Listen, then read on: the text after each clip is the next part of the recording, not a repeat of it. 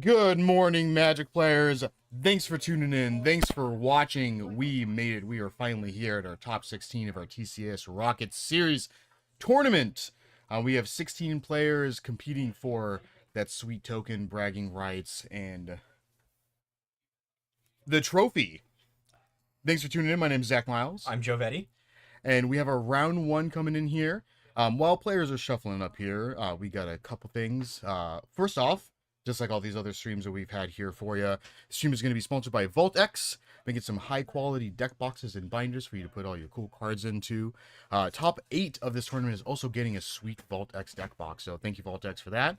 And then dual spec sleeves. Some of the players are also going to be getting some sleeves as well, so thanks for dual spec for giving some sleeves to our sweet players.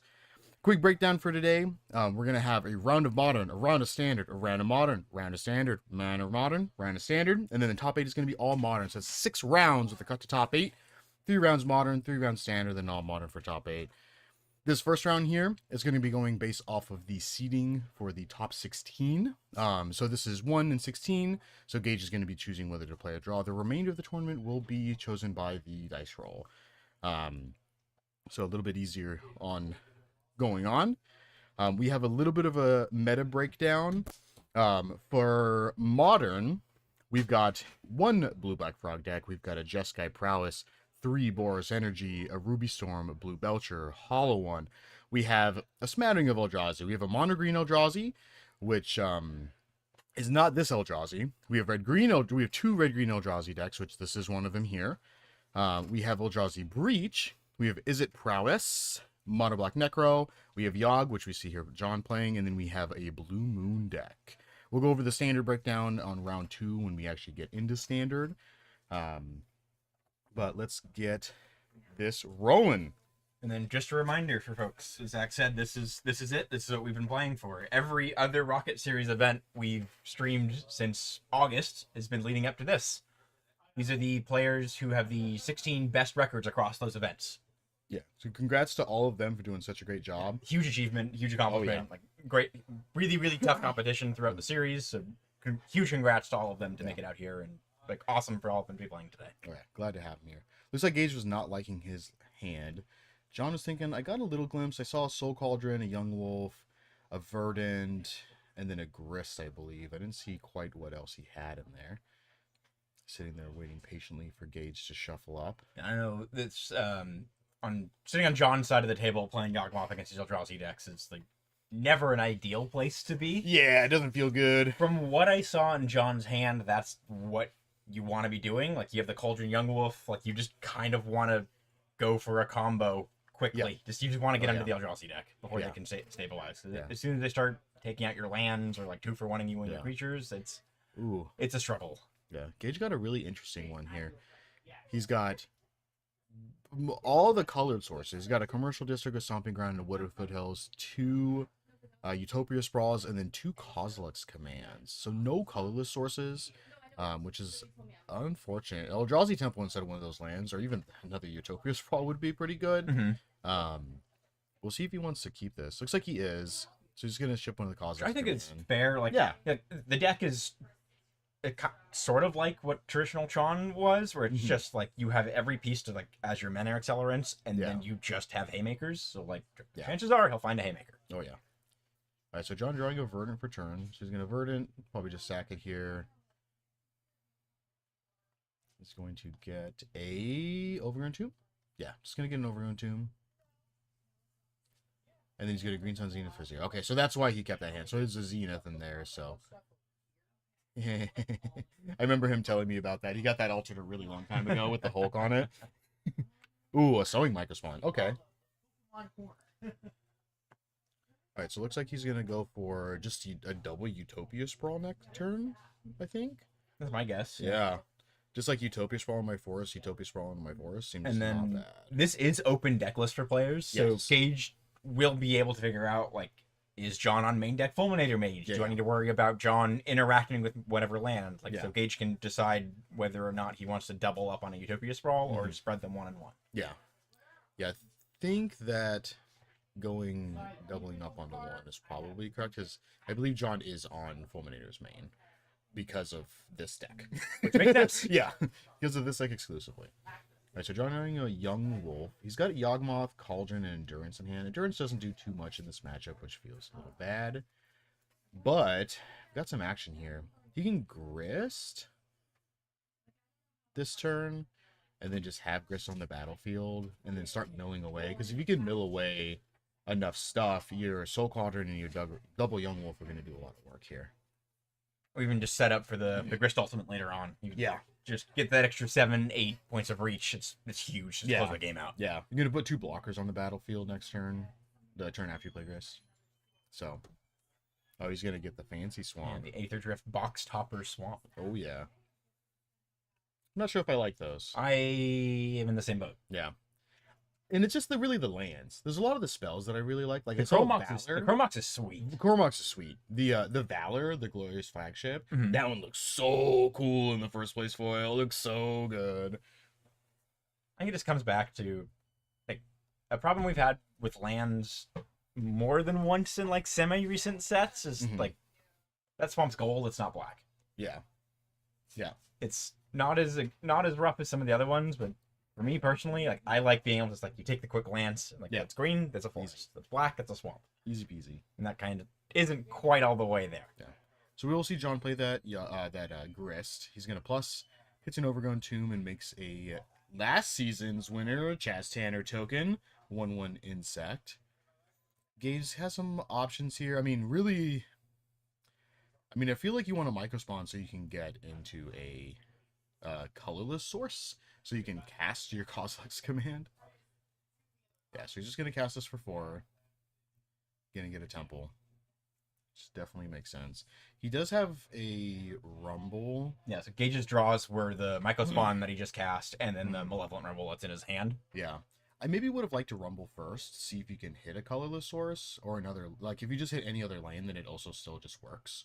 Like, you can still cast your microspawn this turn, and then you got to Rumble as well.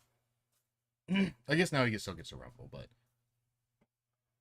because then you could have microspawn for something else. True. If you really wanted to.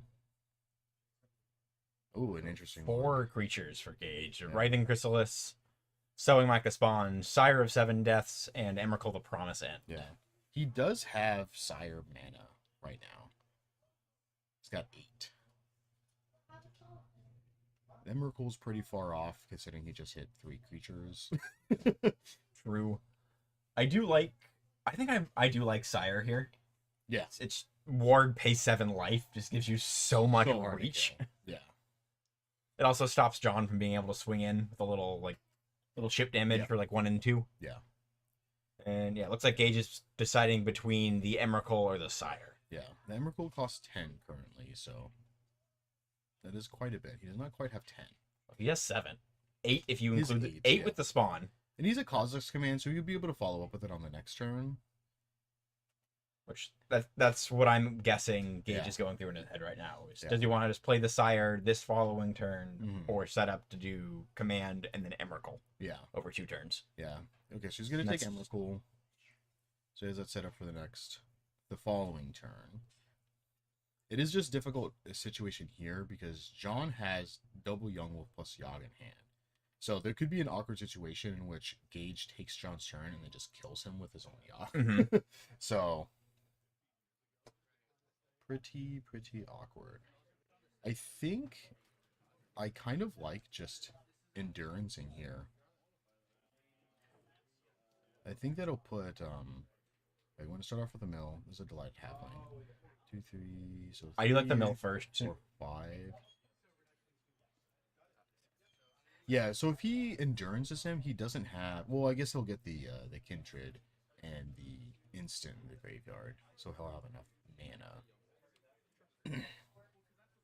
Wolfie boy. So called it. Cauldron can also slow it down a little bit and then just pick off the one thing, gives John the time to evoke the endurance if when Gage casts the command. Yeah. There's a second Emrakul. This is still a pretty tight game here. Yeah, John's just one draw away basically from being able to close us out. Yeah, yeah, because I mean he'll be able to. And if this is your first time watching the stream, as many of you have watched the stream before know that Joe and I are also both Yawgmoth gamers, so we are like infinite lines deep into every Yawgmoth play that you could possibly do. And this matchup also sucks, so so it's really difficult. Um, so I mean, he can have 1, 2, 3, 4, 5. I like blocking with Young Wolf here, but it makes him use Kozilek's command. I mean, he doesn't know that he has a Kozilek's command, but I like blocking with Young Wolf here because it'll undie, it'll come with him with a counter, and it'll give him 5 mana next turn. Because he'll have Dryad Arbor plus Young Wolf, he can hit the Delighted Halfling to make one of his bugs be able to tap for mana, so he can Yogg plus Young Wolf and then draw a bunch of cards. We'll see how he wants to do this, but okay, yeah, so he's going to start with that. Yeah, Gage lets that resolve. We're going to exile the Halfling under the Cauldron, put a 1/1 counter on an insect. So now the Young Wolf and the insect can both tap for colored mana for legendary spells or colorless mana for any spell. Yeah. I think I like activating Grist here first. Because, I mean, if you draw a Ballista, then it makes it a lot easier. Okay, another land. He has only hit lands in the Delighted Halfling with that so far. 3 lands? 3 lands and a Halfling? Yes. Oof. I mean, Halfling's good. Halfling helps out a lot. Or 2 lands and a Halfling. That was 2 lands and a Halfling? I thought there was 3 activations. Is it? Yeah. That's 3. 3 activations. Math is hard, folks. Yeah. That's why we're in the booth. Is he just... Okay, so he's tapping a bunch. Casting Yawgmoth. I like casting Young Wolf here first, but...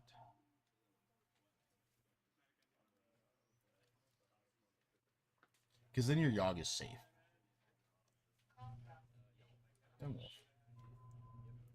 Yeah, John tapping out right now, casting Young Wolf.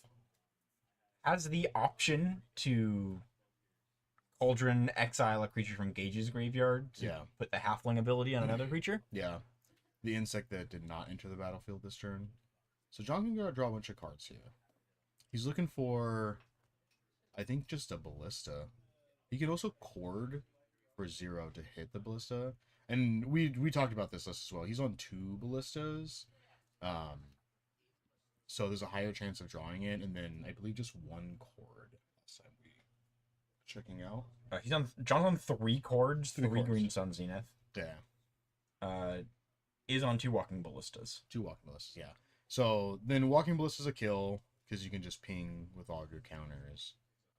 So we'll see what Gage wants to do. Because essentially right now it's either you exile something now or you exile Graveyard. Having Kozilek's Command against this deck is so good. Like exiling your creature, exiling your graveyard, just doing everything. Yeah, it's one spell to clean up like the full, like whatever aspect of the combo or like the approach the Yawgmoth player is taking. The command you can tailor to pick off whatever you're looking for with it. Yeah.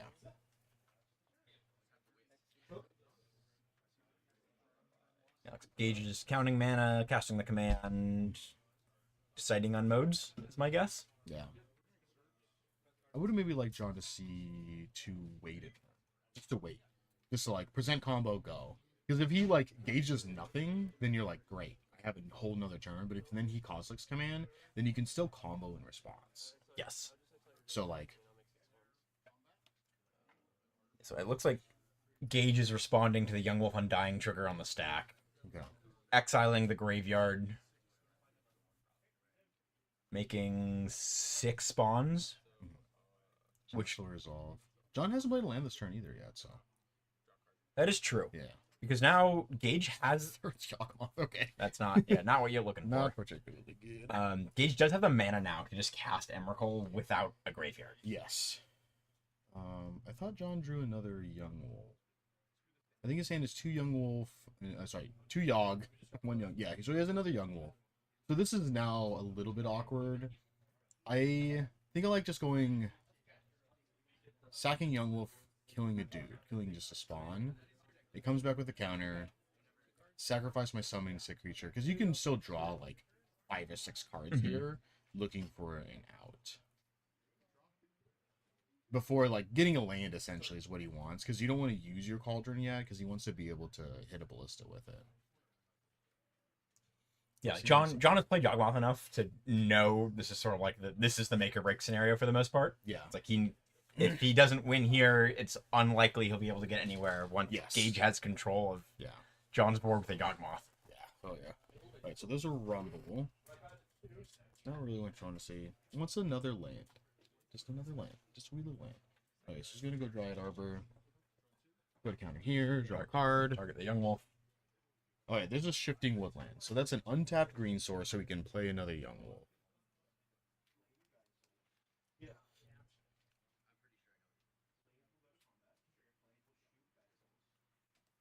Okay, and then he kind of just gets to do some fun stuff here.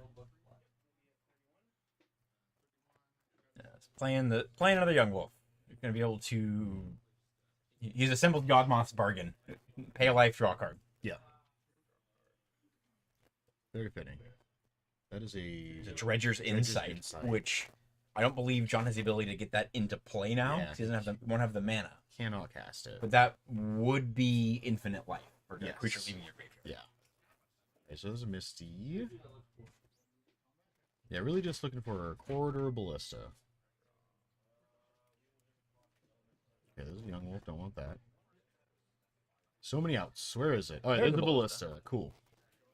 All right, so then now, how do you kill from here? I don't believe he can, unfortunately. Yeah. Okay, so he's gonna Ballista. Just let it die.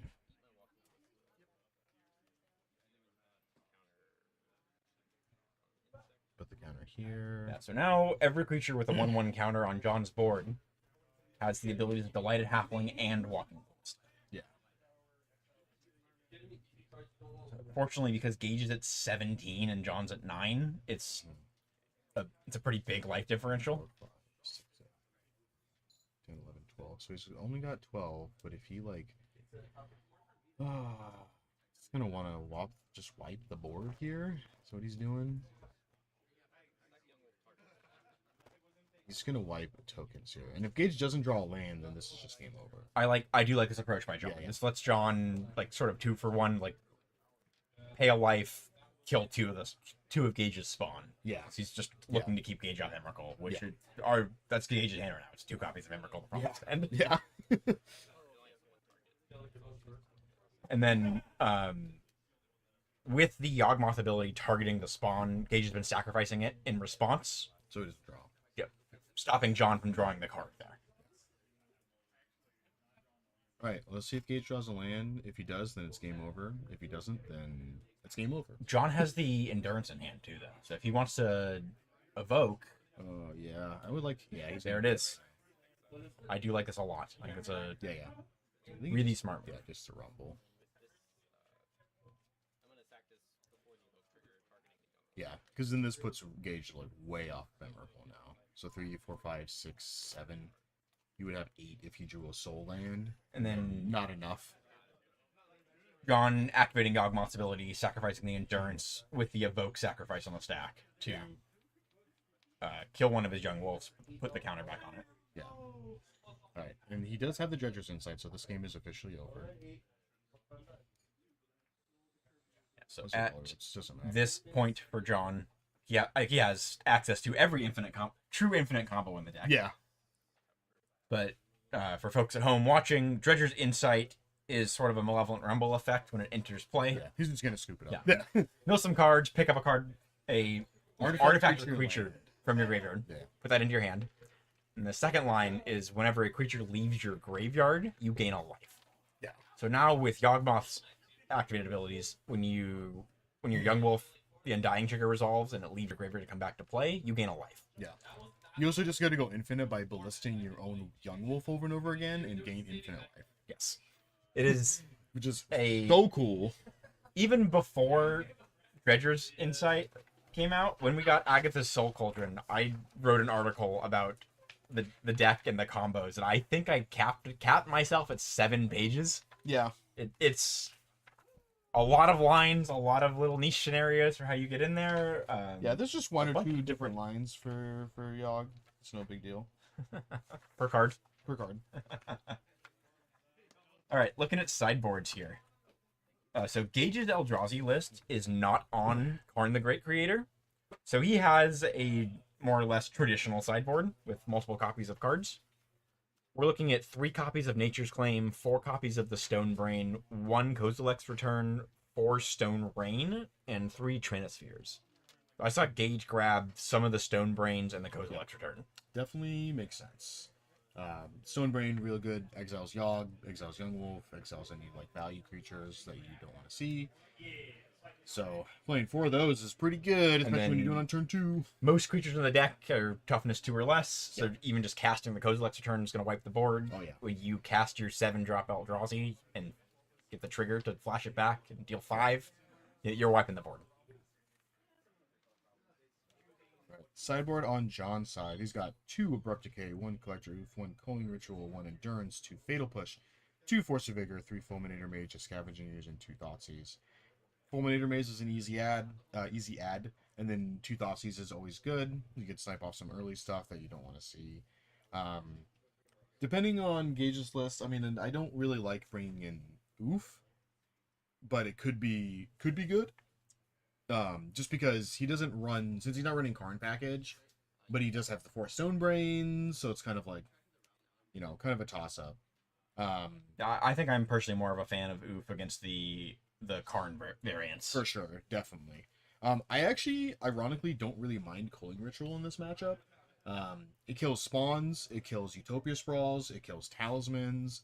It kills actually quite a bit in this most deck. of the setup for Gage's decks. If you can ramp into it and cast it before the Eldrazi player has the chance to start playing their 7 drops, you can set them back a few turns. Yeah. Huge. Yeah, like if you turn 3 one of those after they go like Talisman plus Sprawl plus like a spawn off of Rumble, and then just like add 5 mana and then cast a Yogg and a Young Wolf, you're cooking. As far as the decks go, or like what we're looking to do, Gage just wants to go over the top. Like every one of the Eldrazi cards is just a 2-for-1. Yeah. So you were like putting pressure on. Gage wants to put pressure on John's life total while also like accelerating for ramp or disrupting or like. The Yawgmoth deck is really good when you can go 1-for-1 because you can like block with your creature and sacrifice it and draw a card. But when you're having 5/5s and 6/6s swinging in, and they're removing your lands, and they're exiling your creatures, it's just too much pressure from too many axes, usually. Yeah.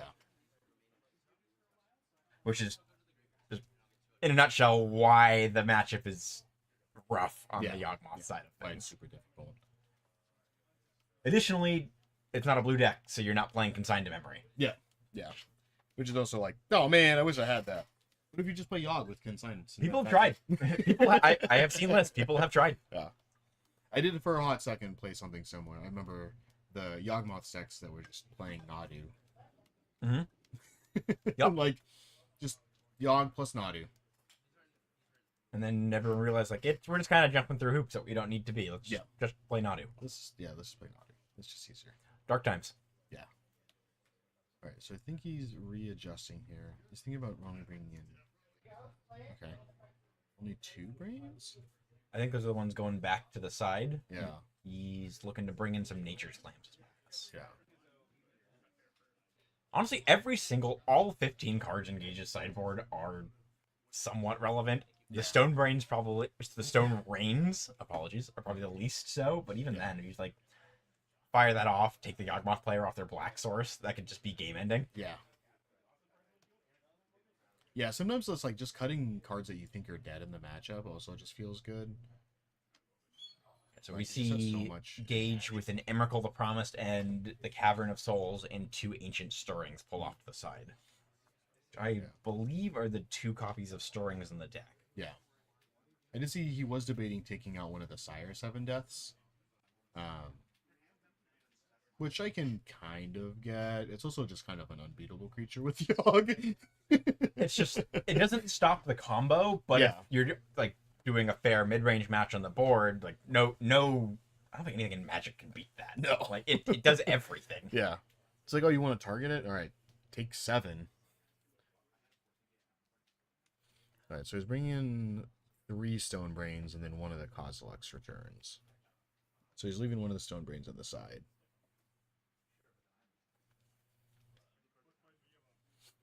Still thinking about those Nature's Claims. I mean, really, it's just Dredger's Insight and Cauldron, which are both huge cards in the matchup. So like that's always like the back and forth or something like that, where like, yeah, it stops what your opponent's doing. That is, they're going to be their main avenue to win. Yeah. But also against most of the deck, it's just a dead card. Yeah. Like it doesn't do anything. Yeah. Gage decides against it, puts the stone. Oh wait, never mind. He brings it in. Yeah. Brings out a stone brain. Okay. Yeah. If he wants to do that. There's a 3 stone brains, 1 Kozilek's Return, and I think it's Nature's 2 Claim. Stone Brain. 2 Stone Brain, Kozilek's Return, and then Nature's You're right. Claim. You're right. Yes, for the cards. Correct. Yeah. A little weird. But I mean, so sometimes it's always really awkward with Yogg and bringing in like any sort of artifact or enchantment hate. Sometimes they just draw only creatures. And then you're sitting there with a artifact or enchantment destruction spell in your hand, and you're like, I can do nothing with this. My opponent just curved out like 1 through 4 on creatures, and then either is beating me down or is just killing me. Or even the opposite problem. Like, I guess it's less so now in like this MH3 age, but before, like, you're playing Yawgmoth sitting across from like someone playing Murktide or something like that. Yeah. They have a hand filled with lightning bolts, and you're just like, okay, here's my 4 Young Wolves. Like, you can spend 2 of those if you want. Good luck. And then when you don't play a Young Wolf, it's a Yogg, and that's a 2/4. So yeah, it's like, huh, okay, great. Murktide players shuddering right now at the thought of playing against Yogg. PTSD, like war flashback. Yeah. No. Looking at their hand with lightning bolt Ragavan, and you're on the draw, and your opponent starts with a Young Wolf. Like, oh, well. Start looking at that sideboard. It's just Akira. No, leave me alone. Alright, looks like Gage makes his decision here. He's ready to go. Gonna present, do some shuffling up.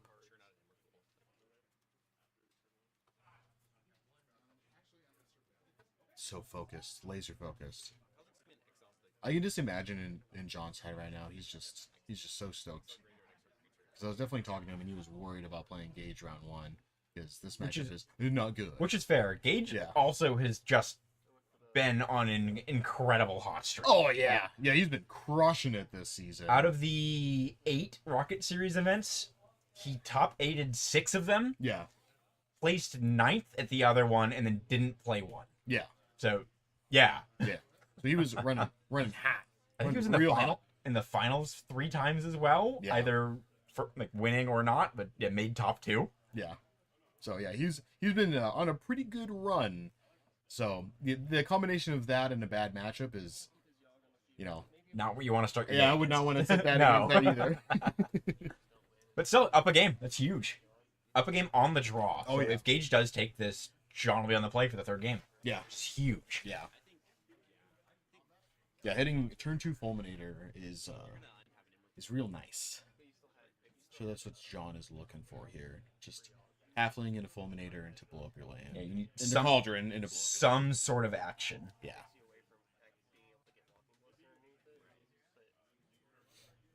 All right. So I've not seen. All right, so we got the Cauldron, Wall Roots. All right, so we've got 2 lands and a delighted halfling. Chris, I like this hand a lot. Yep, same. It's not doing like the nuts sideboard plan of what you're looking for, but it checks the boxes for what you want. Yeah, absolutely serviceable. Yeah. Engage sitting on Stomping Ground Forest. So he's going to reveal this. Sitting Chrysalis, Sire. Eldrazi Temple. I think it just won Eldrazi. Yeah, based on the quick glance I saw at his hand, I'm pretty sure Gage. Yeah. Wants the temple. Wants the temple. Yeah. So Utopia Sprawl, Ugin, Chrysalis. Because they'll be able to name red. Presume he's naming red here. Because then he can Chrysalis on turn 2. Which is a brutal curve out from the Eldrazi deck. You get your 4/5, like it costs 2 mana, you get your ramp with it too, and just that is a wild card. Yeah, he'll be able to Ugin on turn 3. Yeah, so definitely named red. Yeah, John, fetch, shock, overgrown tomb, delighted halfling, pass it back to Gage. Oh no, he won't be able to Ugin next turn. He'll only have 6, but he'll only have 6 mana on turn 3. Only 6 mana. Yeah. Only 6.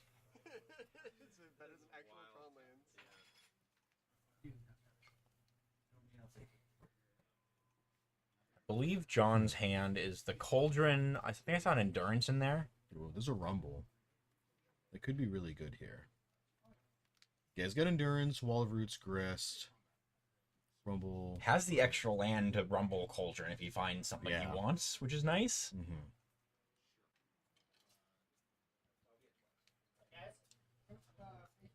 Maybe also thinking about doing Wall of Roots first. Alright, so he's gonna Rumble first. Don't want that. It's a Dredger's Insight. An Outland Liberator. Probably just it's either the land or the Dredger's Insight is my guess at this point. Like the Liberator doesn't do much with this current board state. Locking down the third land is nice, but John also does have 2 mana creatures. So yeah, there we go. Pick the Dredger's Insight. And he does have a Soul Cauldron to be able to just get the Outland Liberator ability if he really needs it. What a guy! Okay. Then he's gonna go Verdant Fetch. I like getting another black source here just so he has the double black for Fulminator. Or for insurance. He needs to get or for insurance when you get Sowing Micro Spawn. Yeah. I think he maybe wants to Wall of Roots here. I think that's what's going on. That's why you got a green instead of a black. Because if you were just Soul Cauldroning this turn, then I think you get a black source.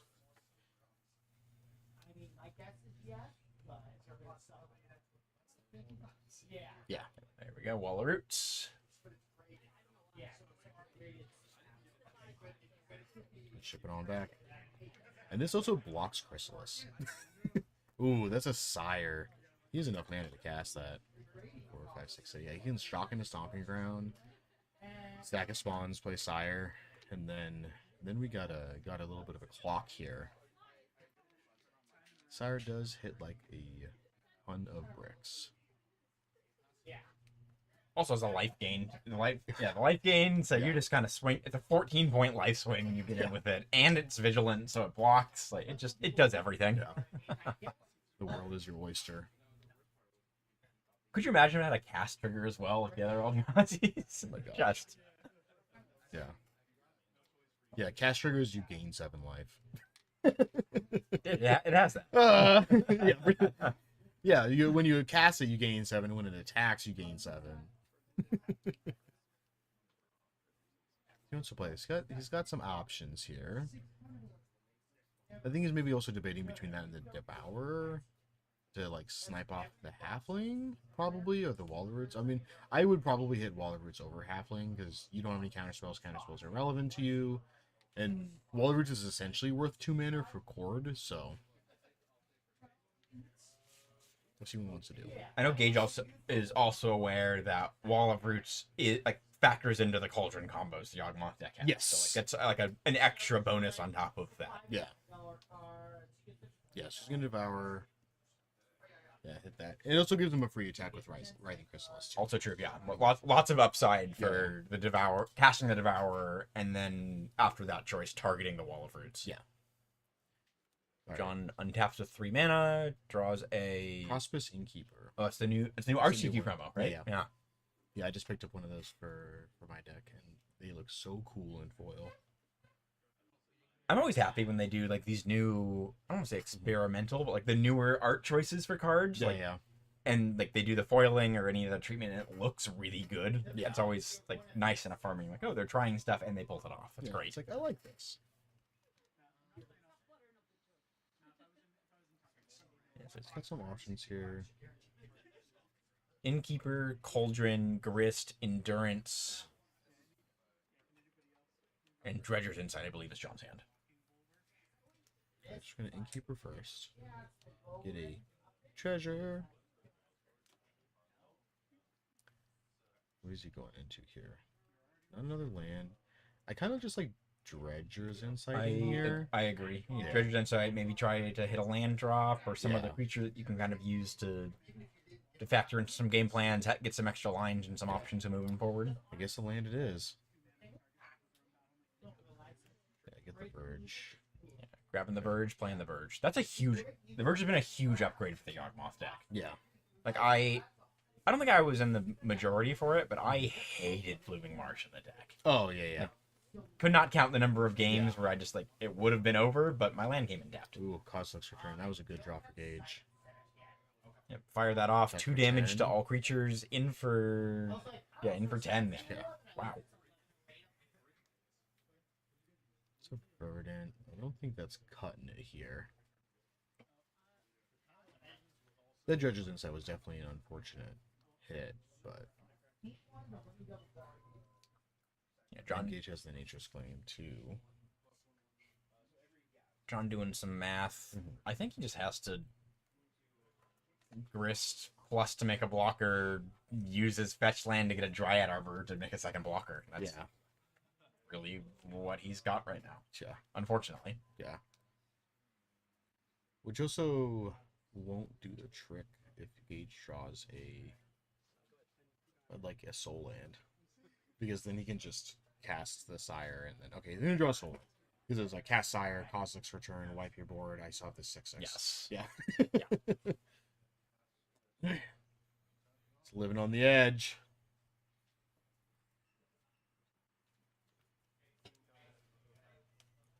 Gage getting in. Fetch to 1.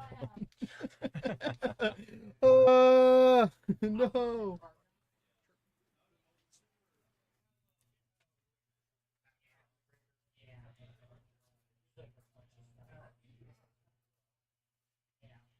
Block both. All right. Another Cauldron. Not quite good. It's a halfling. Make a bug. I don't think that quite does it. I mean, he has another turn. Like, he can flash an Endurance and shuffle in the Cossack's Return. Buys him a turn. Yeah, it's a shame that John doesn't have the mana to like play the Cauldron and use that to be able to kind of not stabilize, not die, but also advance his game plan. Yes, just flashing in the Endurance is just nothing. It's just it's not dying. That's all it is. The Cauldron would set him up potentially to be able to like finish the game. 5, 6, 7. He can't cast a Sire now, so.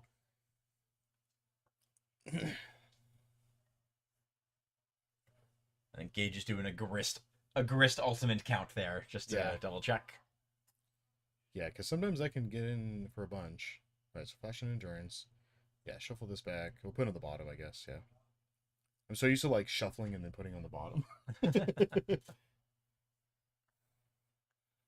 Fetch Rooney. Yeah, he doesn't have Ugin mana, but he does have Sire mana. Which is also pretty good. That I wonder what John's creature count is right now. I would love to see like Rumble into Dredger's Insight. Grist for 17, like, fire it off.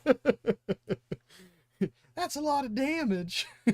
I want to say John's around like 6 or 7 in there. Yeah, I don't think he hasn't played too many creatures. Yeah. That's a Surveil land. It's an Underground Mortuary. Yeah, he's just gonna scoop it up. All right, going to game 3. He's still making some good games though. Absolutely, yeah. Tons of awesome. That was something I was worried about. Was just start this off and just have Gage steamroll because the match is unfavored unfavored for John. But it's awesome to have this start with a good back and forth. Love to see that. Oh yeah. Plus, it's always great to see Yogg on camera. Always love seeing unbiased, perfectly neutral opinion. Yeah, perfectly neutral. Yeah. Oh man. It's been for me personally, it's been interesting to have Eldrazi come back as a deck. Like I've probably played more games of Modern with Eldrazi than any other deck in like the 12 years I've played the format, whatever it's been. Like that was I think I picked it up around War of the Spark and played it until a little bit after MH2 came out. Which is all I played. Oh, what else did he bring in?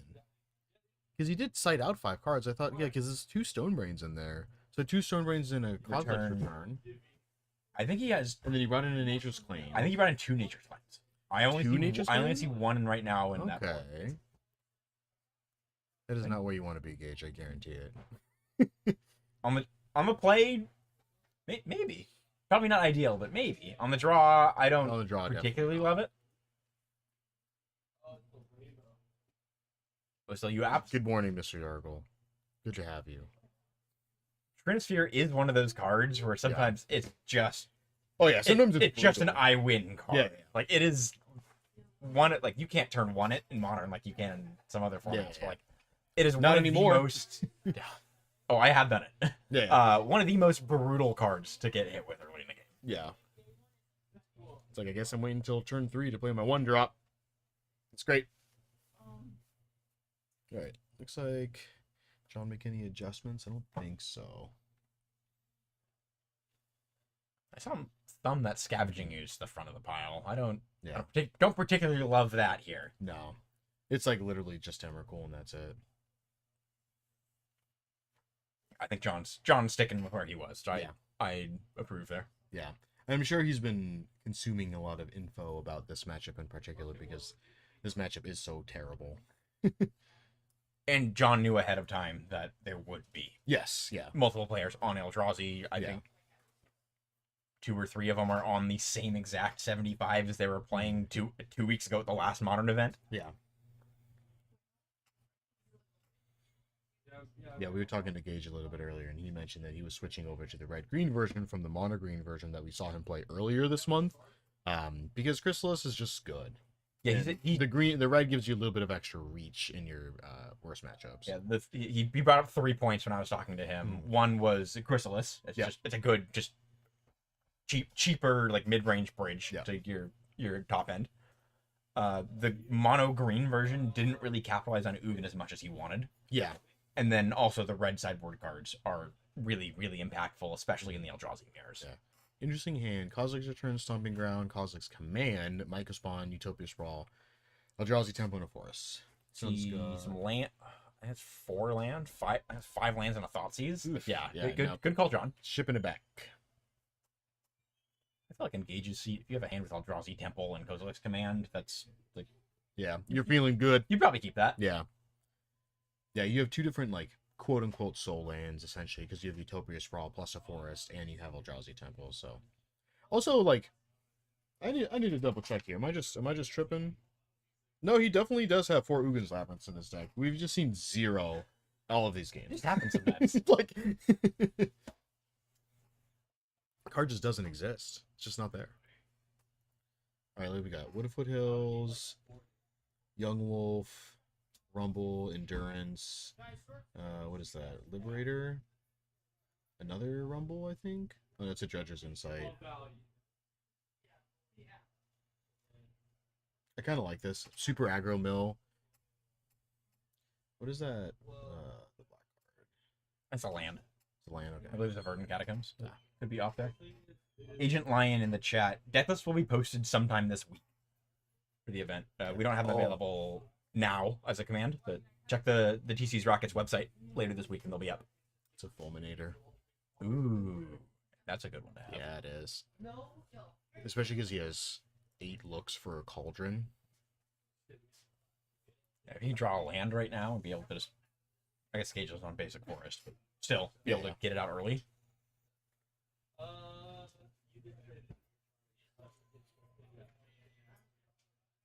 Sprawl on basic forest for Gage. A Thoughtseize. So he has a Wood of Foothills. I kind of like Thoughtseizing this turn. Agreed. Yeah. Because the next turn it frees you up for your stuff. I would have liked a land draw here. That would have been really nice. So then you have a little bit of a buffer.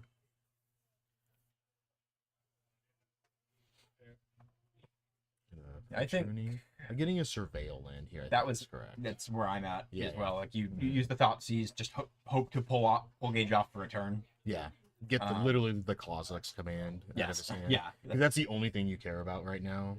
And then just use the Surveil, try to find that next land drop. Yeah. Yeah, but he's gonna go straight for a Rumble. So again, if he hits, it's still good. Right. Yeah. Walk in the land drop. There's a land. There's the Cauldron. All right, take the Cauldron. Dryad Arbor in the graveyard puts a creature there as well, so you can get the mana and the extra toughness, power and toughness. Yeah.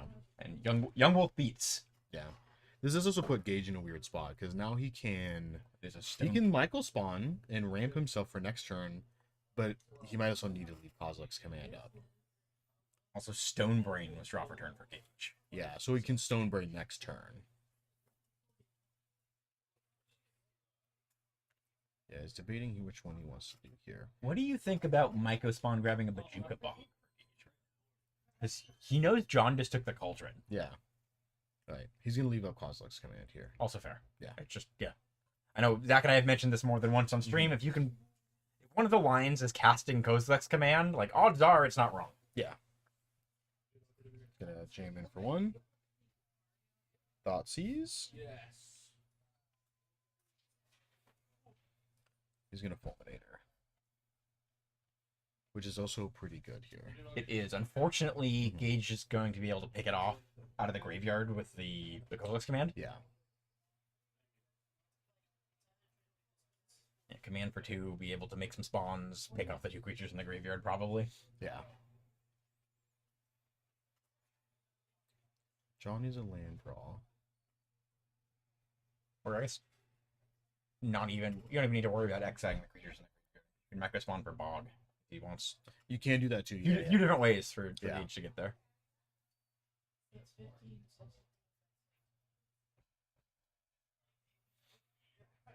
Yeah, it's such a precarious situation too, because like John is just like one card off from just like winning, just gaining infinite life. Oh, he's gonna exile the Young Wolf.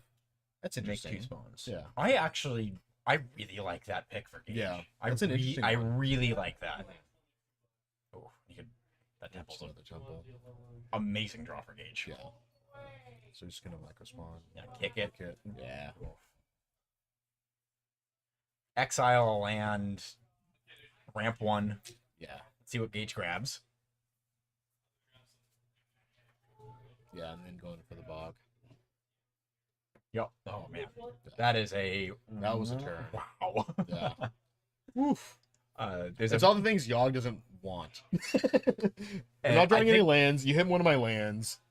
John's You guys hand my is graveyard. Thoughtseize and all 2 drops at this point. Yeah. now, or in the Endurance. But Yeah, so now it's Thoughtseize myself a bunch, down, and then try to draw it. Yeah, just 6 Stone Brain. Kozilek's Return is doing Gage it. Nada. has a 3/3 in play, Yeah. and John's at 13. So Yes.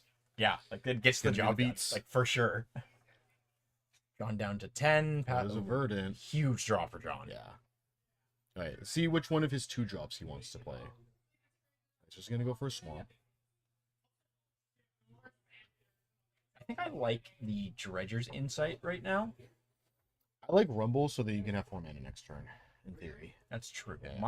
My thought was if you pick up a creature with the Insight, it pulls you back up a turn on the clock. Yeah. Oh, that's an interesting Is that a one. Cauldron? It already has a Cauldron, so I think, yeah, you just take Halfling. I didn't elaborate that well enough. John has the Cauldron in hand. The Griston Graveyard is Yes. really, really nice. Yes, that's super helpful here. Yeah, because I think taking a 1-drop is good. And he's just going to cause us to turn it away. That's totally fine. Chrysalis, drop return for Gage. Very good draw. Just putting the beats down. Yeah, in John at 6. I think this is... Ooh, Wall of Reach is big. Yeah.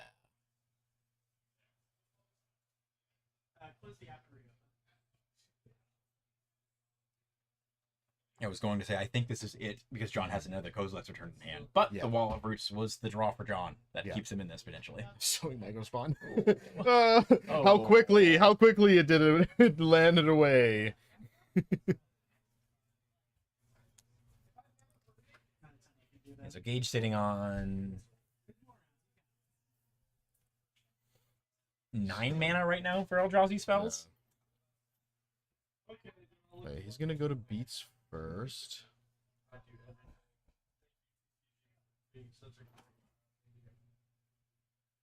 This is awkward because you could just lose both of his mana producers here. I think you kind of just block here. I like blocking the halfling instead. Blocking with the halfling. Because then your Wall of Roots gets to survive. But now you lose your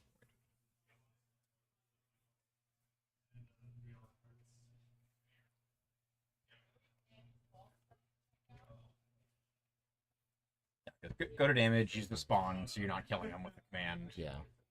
And we're just casting the Micro Spawn. That works. Yeah. Grab a temple, and be able to ramp more.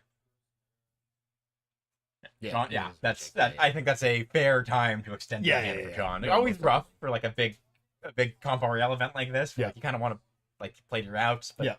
at this point, that's kind of it. Yeah, There's- yeah. Struggling on lands and getting Michael spawned is not, getting not stripped, particularly getting good. strip mined twice when Yep. your opponent also gets 3/3s from it Yeah. is not an easy way to come back. No, not too good. Okay, yeah. So it looks like he brought in 2 Nature's Claims because I saw a retro one that he brought in. So yeah, so 2 Nature's Claims, 2 Stone Brains, and a Cosmic's Return. And then he brought in an Endurance. I think you have to. If you get Emrakul, you just lose. Yeah, that's true. Either way, great play by John. Really well piloted. Great execution here. Rough beats, especially going up against probably the deck's worst matchup, round one. Yeah. Well played by Gage, as usual. He knows what he's doing with these Eldrazi decks. He's played it once or twice. Yeah, a few times. Like, has a few wins. That does it for round one, folks. Stick around. We'll be right back with some more Magic. We'll come in for Standard next round. Standard next round.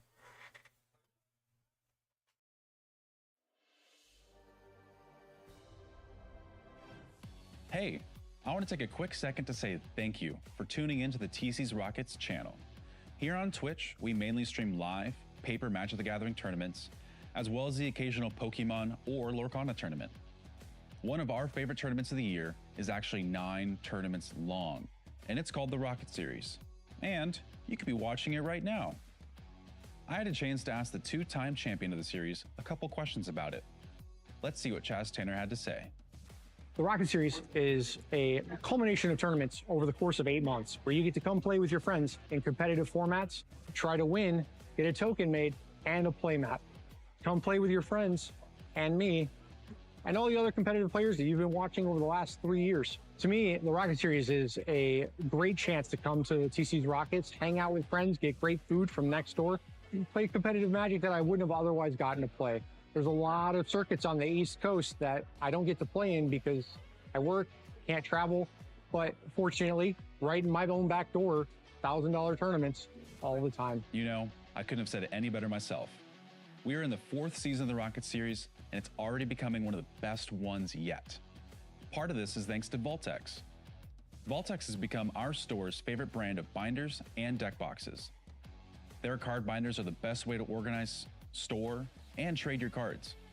Put your freshly sleeved cards into their safe side-loading pockets to keep them safe while showing them off in a beautiful way. With well over 10 colors to choose from, 4, 9, and 12 pocket options, there's something for everyone. Voltex, with their new deck boxes, has also become the perfect choice to transport, store, and play your decks. Put your sleeved deck inside and you can be confident that is where it will stay until you're ready to play. Voltex's side-loading deck box is a great way to keep 100 sleeved cards easily accessible. Being able to mix and match with their game box makes things easy and effortless. We also want to thank DualSpec for supporting the series. To be a champion, you gotta play like one with DualSpec sleeves. With top-tier protection and top-tier performance, you can stay in the game longer with unmatched durability. With 100 sleeves per pack, smooth shuffling, and a textured back, what's not to love? Check out DualSpec's X account at DualSpec_PG for all the details. Winning any of our preliminary tournaments not only gets you some cash, but also some great prizes from Voltex and DualSpec as well. So when do you get to join on the fun, or watch it online? We'll have 8 events over the course of 8 months, ranging in different formats throughout. Every event will be streamed live on Twitch and uploaded to watch online shortly after. After the 8 events, the players who have scored the most points will cut to a top 16 on April 26th. From there, a champion will be crowned the winner of the 4th Rocket Series. If you want to keep track of the players' points, head to tcsrockets.com to see the standings after every tournament. And if you'd like to see the deck list of the top 8 after every event, tcsrockets.com. Thank you for watching, and I hope you enjoy our stream. I'm Chase, and I'll see you next time.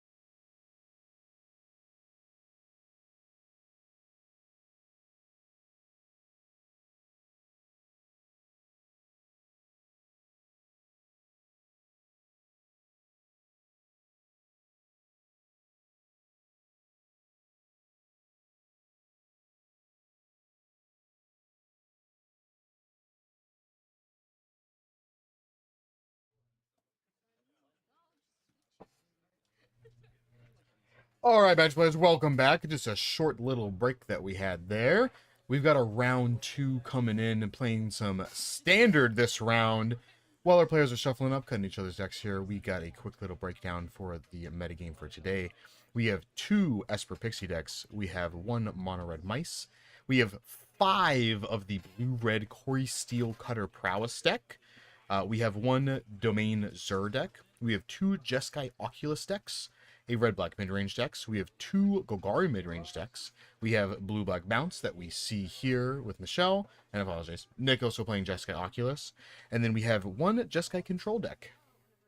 Lots of Corey Steelcutter. One of the hot new cards from the new Turkey Dragon Storm set. Yeah. Card is good.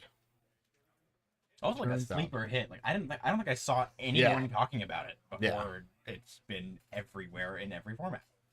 Definitely good. Oh, so look at that. So there's no non-creatures. Looks like that's a Fear of Missing Out. I believe that is a... What's her name? Renshka? Rhea? Light? Rena? Starts on R, there's a Y in there. And Light Seeker? Light? Yeah, hard with these new legendary creatures names. And then Steam Core Weird. Steam Core Scholar, I believe. Scholar? Oh, I thought it was Steam Core Weird. Maybe that's too much drafting. Yeah, but Michelle's starting off with a turn one dress, not hitting anything, which is unfortunate. And Nick's starting off with that Marauding Mako. Tersa Light Shatter. Just such a sick name. And Steam Core Scholar. The Karkir names are always so cool. Thrilled we were back on this plane. All right, going, Mako into FOMO, into Discard and Oculus, into Attack You for 2. Be aggressive. I haven't seen I haven't been paying like a ton of attention to Standard personally, but I haven't seen much of the Oculus decks since it's added red. But these cards that it's added are like do so much to give it like, so much aggression and a huge, I guess, like fair plan. Yeah, you don't need to reanimate a big creature anymore. Yeah, no, get the kill. Just be aggressive, always. Michelle playing some sweet. Yeah, breaking the momentum. Thinking what he wants to. Okay, so just gonna discard. Just gonna get rid of the FOMO. He wants to discard more cards. Shell sitting on a bunch of land and this town. Another FOMO is another FOMO for Nick. Just draw for turn. It's pretty good. He wants to discard here. You can just like play multiple cards that just discard 2 cards. Tesa Light Shatter.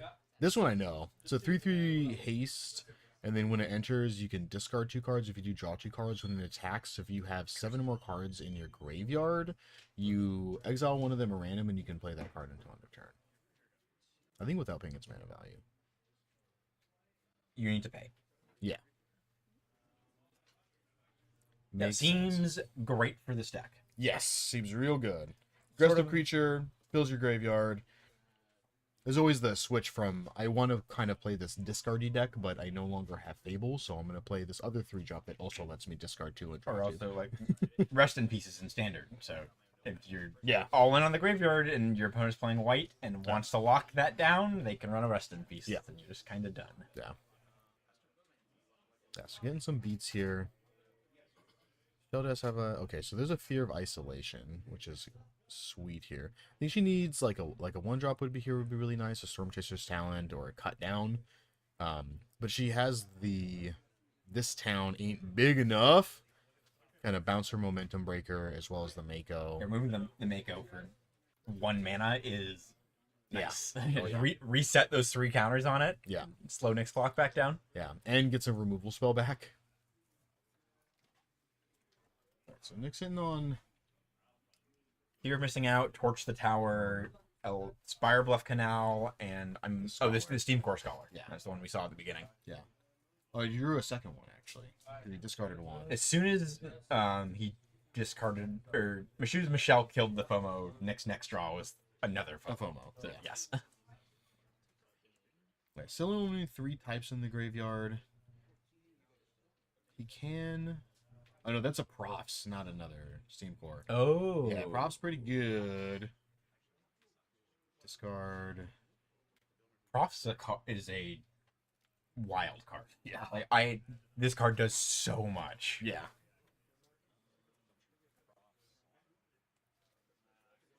Only getting one extra counter from it this turn, not much of extra draw, but if you do some sort of cycling or like you play Tursa where you're like discard 2, draw 2, it's just another 2 damage coming in. Yeah. You're gonna see bounce your. I actually kind of like bouncing the Light Shatter here because it costs 3. You won't be able to cast the Mako. Yeah. Because then like this allows her to kill both creatures now.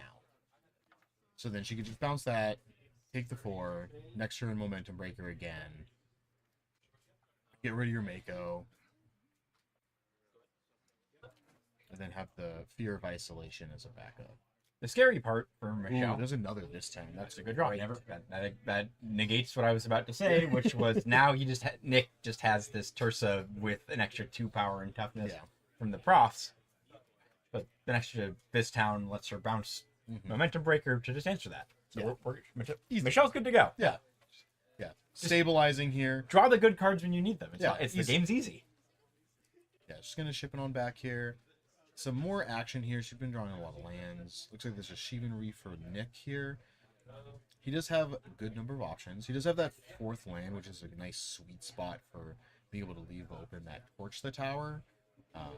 What's the name of the new Turkey card? And Nick has one in his hand and in his graveyard. I can't remember the name of the card, and I know what it does, but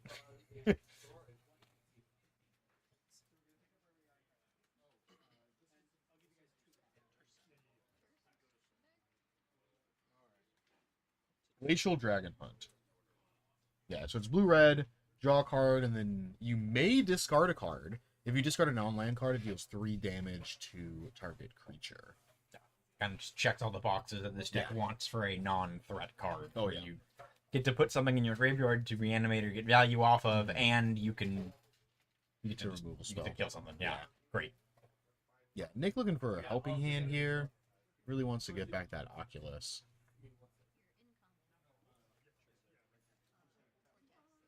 Yeah, just bounce this and bounce this. Just stabilizing here. I know Michelle has some options here because she can still cast Momentum Breaker, make him discard a card, but I don't think that's where you want. Oh, with a Go for the Throat, maybe that is where you want to be now. Something else to keep in mind on Nick's side of the board is Nick is on Delirium now, so if he gets to attack, make something big with Profs and attack with a FOMO, like that is just it's very likely game. Michelle at 7. Yeah, so low. The Soulstone Sanctuary, I believe. Yes. Super cool card. Like having it be a man land with vigilance is really nice. Yeah. Attacks, blocks. It's also a ninja. It is a ninja. So it gets bigger with Kaito, which is crazy. Yeah, you can attack with it and then use its own mana to ninjutsu Kaito. Yeah. Really cool stuff. It's like, oh. Tursa back in play. Makes sense. Is that a Seachrome Coast? That's just the new Zendikar one. Correct. Yeah. All right. Let's see. Battlefield Forge. Battlefield Forge. Lots of lands on both sides here. Yeah. Go to combat. 2 counters for the extra 2 cards drawn this turn. If you want to snap off, go. Though. You want to take 5. Yep. There it is. Yeah. Go for the throw.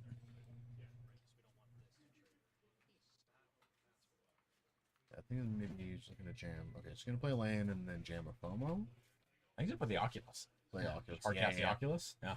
Yeah. Keep Delirium maybe. Exile all those lands that he's been discarding. Nick looking to make sure he still has Delirium as his exiling cards. Gotta choose 6 to get the Oculus in play. Yeah, and this stops the Momentum Breaker. Guess he can just sack. True. Yeah, you get the manifests on Michelle's upkeep. Trigger. And a FOMO and a Spell Pierce. Gonna put down a Spell Pierce. Does it go for the... Oh, no, it's a Hopeless Nightmare. Okay. I wonder why Nick chose to put the FOMO in the graveyard rather than the Manifest. Likely he was losing it anyway. Yeah, but... most likely just dying. Mm. That away. Cool. And then Hopeless Nightmare. That is a... Is that another Profs? That's the new... I need to learn these Tarkir cards. The Whirlwind... Oh, Winter Night Stories. That's it. Yeah. That card is also real good. Yes. He's starting off with a FOMO here. Discarding another land. Drawing another land. Oh my gosh. Jeez, this is brutal. Yeah, it's gonna Winter Night Stories here. 2 and a blue sorcery, draw 3, then discard 2 unless you discard a creature card. So another one in the I'm blanking on any of the other ones in this like long-term stretched out cycle where draw 3, discard 2 unless you discard X type. Yeah. And you drew 3 lands and a Profs. And then Winter Night Stories also has Harmonize for 4 and a blue. So you can tap a creature as you cast it to reduce the generic cost. So you could tap single blue, which Nick's doing, casting it for the Harmonize cost. Tap the FOMO, pay for 5 mana off the generic, single blue, recast it again. Yeah, which he is going to do. Oh, I think discard land Mako. Oh, just starts from Mako. Sorry, so you can discard a creature card. Just gonna discard 2 Profs. Oof. That's a lot.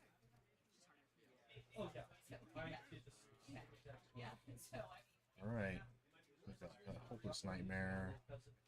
Not a whole lot else here. Let's see what you got. Not a land. It's a Kaito. That's great here. She can ninjutsu in a Kaito, reset her fear of isolation, stun the fear of missing out, get back Momentum Breaker. Good draw. Good draw here. Nick finally drawing some action too. He did draw that helping hand. There is an Oculus hanging out in there, so which is great. A helping hand that Nick's probably pushing over half, definitely over half the land on this. Yeah. Too many lands. Alright, so we're gonna attack. It's gonna ninjutsu in a Kaito.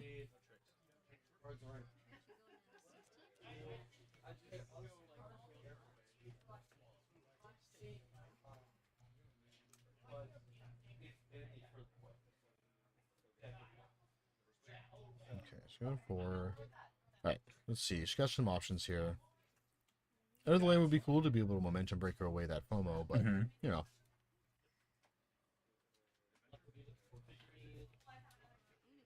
Yeah, just gonna -2 and stun the FOMO for the next 2 turns. It's perfectly reasonable. I think that's, good call with Michelle at 6, that being lethal there.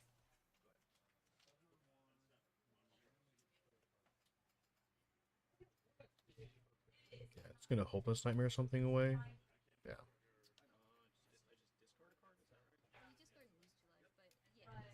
Discard land. I'm not sure what else Nick has in his hand. That is a... There we go. Yeah, there's the land. Because he's a Mako and a... something else. I can't remember what it was. Fear of Isolation coming in from Michelle. Pick up the Momentum Breaker.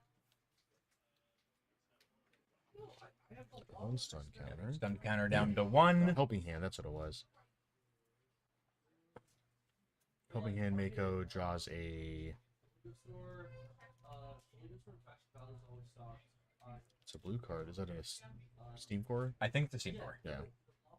So, like, another one of the issues with Magic art is like the blue ones with like the Magic Wispies. Yeah, yeah, the Magic Wispies. It's so that hard. Is a perfect, it's so hard to perfect tell from the corner of the art. It's so hard to tell. Getting back this, it is tapped, so that does help a little bit. Does make an untapped blocker. On the shelf upkeep.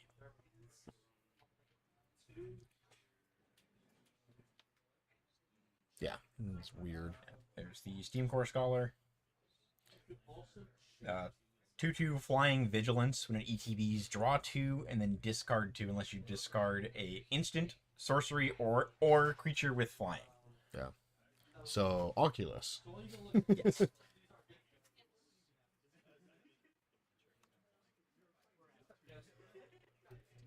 Nick's draws there were Helping Hand Oculus. Yeah.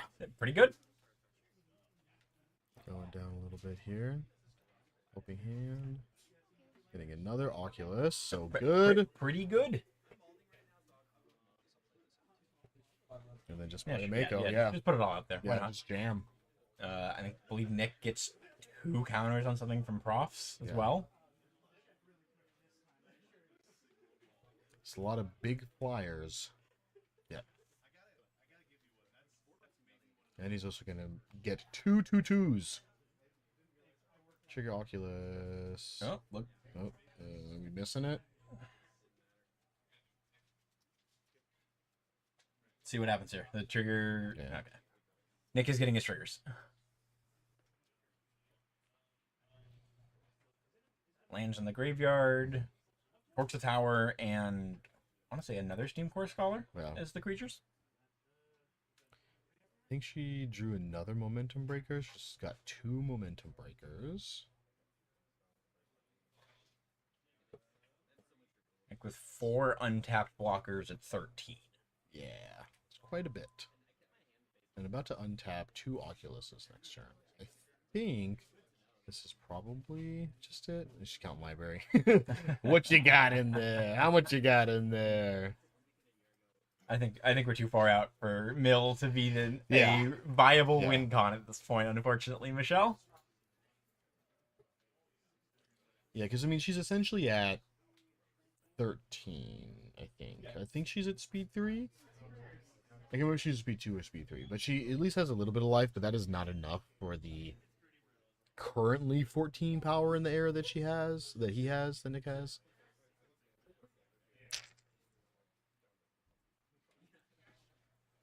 And Michelle's hand, is it just double Momentum Breaker? I think it's double. I think she'd do the second Momentum Breaker.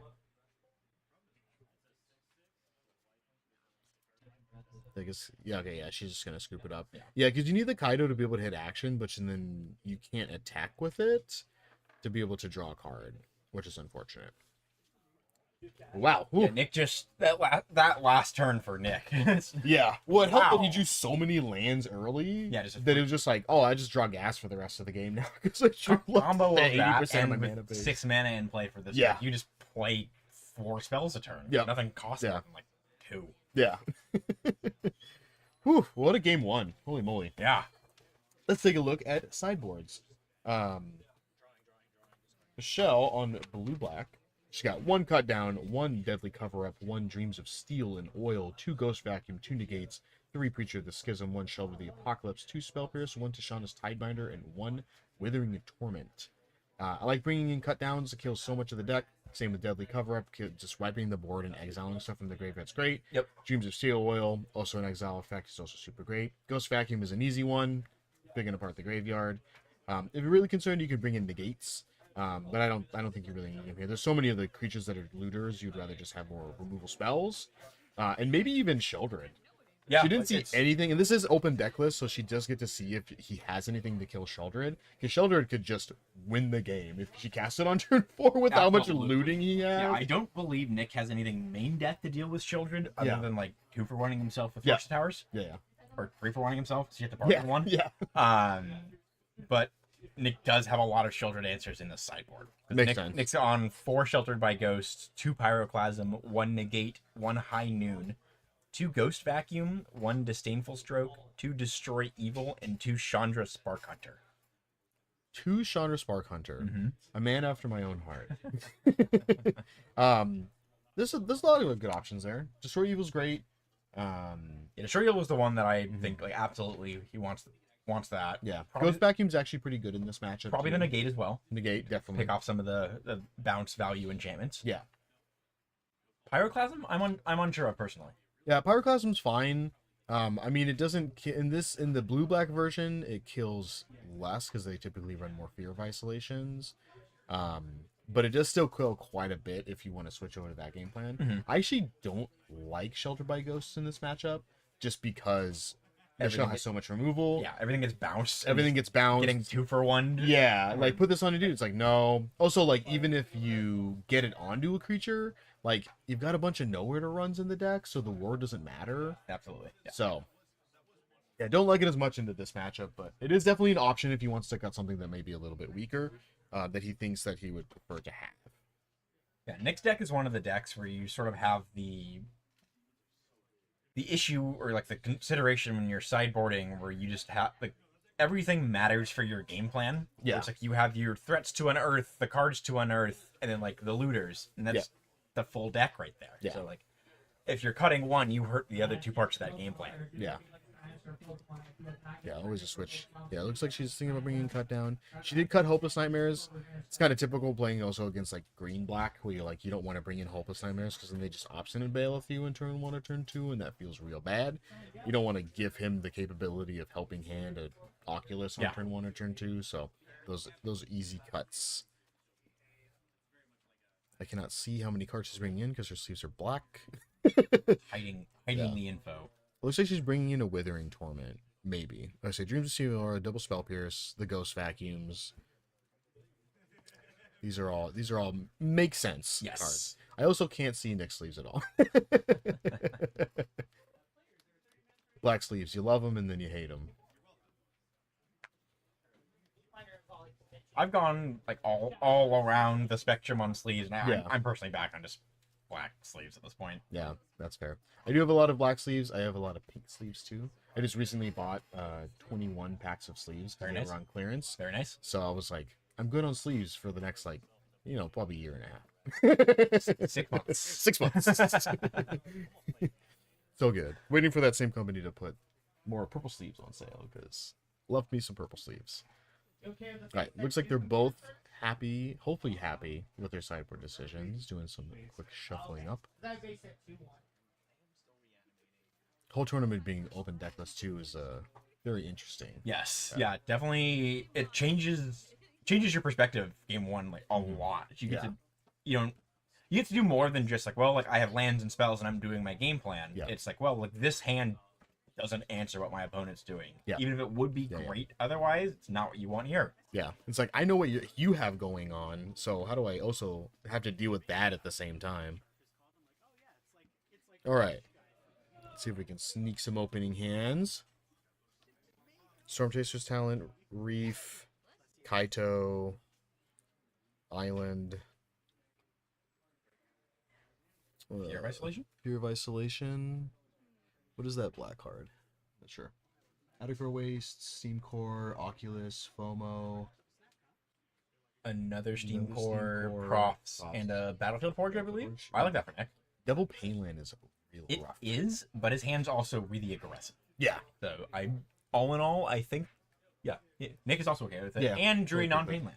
Sweet, There you perfect. go. Easy. So with the Synchro Ghost and a sweet otter. We were talking about these sleeve covers. The sleeve covers. The otters look so cute in there. Ooh, Darkslick Shores. That's a good one here. Right on time, always. Just attack for 2. Does she have a 2-drop removal zone? No, it's just going to Fear of Isolation, bounce this back. That's fair. And pick it up and put it back later. She got the body out of it. Yeah. Is that another Secret Ghost? It is another Secret Ghost. Nice. We take those. I'm going to do a Battlefield Forge. Maybe he's looking to FOMO this turn. Yeah. I like that. Nick's looking to get the value off of Profs when he has creatures in play. Yeah. An untapped land for Michelle seems like a must right now, though. Nick drawing a helping hand after discarding the Oculus. That's good. Untapped land. There's a swamp, so she can Kaito this turn. Getting Kaito this early is really helpful. Yes. Yeah, it really helps like lock down like an Oculus with the stun counters, or be able to sort of control the board as you use your this town ain't big enough, or momentum breakers to sort of pick off Nick's board like bit by bit. Yeah.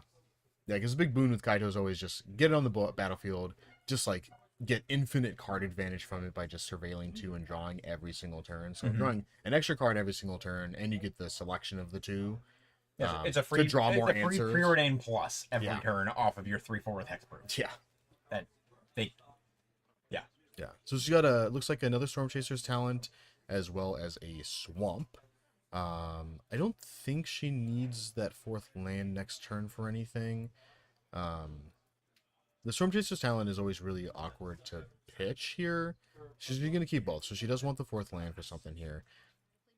I guess she's looking to double spell or cast something and hold up Spell Pierce. Yeah. Because she can like Storm Chaser's talent, and leave open Spell Pierce next turn. Or like Storm Chaser's talent plus Fear of Isolation, and then have the Spell Pierce still up. So Nick drawing another props for turn. Yeah. Playing a Seachrome Coast, helping hand get that Oculus back in play. I need a helping hand. I just like the props here personally. Just play it. Like there's not some value. Yeah, exactly. You have a second one if it gets removed somehow. Yeah. Be able to get in for an extra point with that FOMO.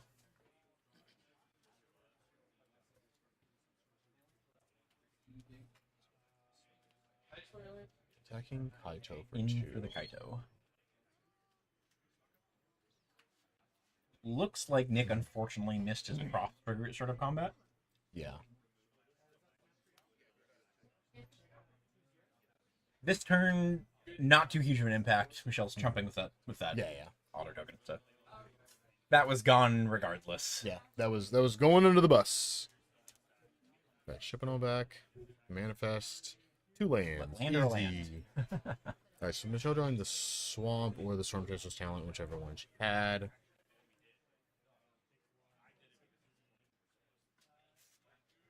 She thinking here?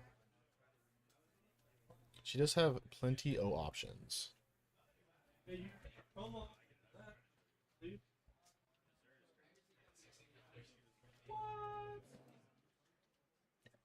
Cards in hand. 5 cards. And here's what Michelle's going to look to do here. She's got a lot of cards in hand and a lot of options. Yeah. This was awkward. Block here.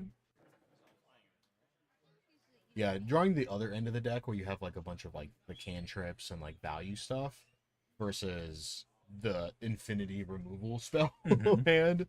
Okay, so let's see.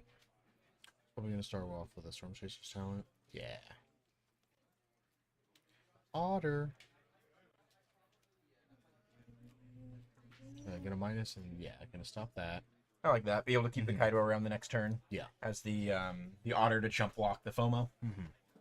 Nick only with 2 card types in the graveyard for Delirium too means he's further off and getting that second combat step with the creature. I think she's just gonna hold on to that spell here too. Or play Fear of Isolation. Yeah.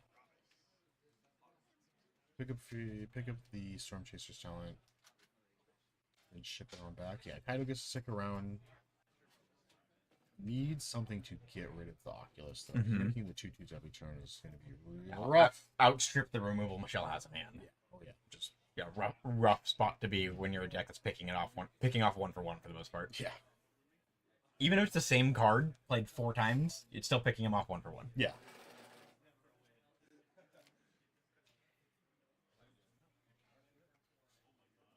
What are we doing here? We're playing a Steam Core. That art is also super cool. It's just like a elemental with a little detective hat. Okay, so let's see. What does he need? I mean, I guess if he draws a 1-drop. Okay, so he's gonna go Steam Core first. I want to say Steam Core. All right, a land and Another one. I think he's got 1 in play, 2 in hand right now. Discard another Seachrome Ghost. He's drawn all 4 of them. Yes.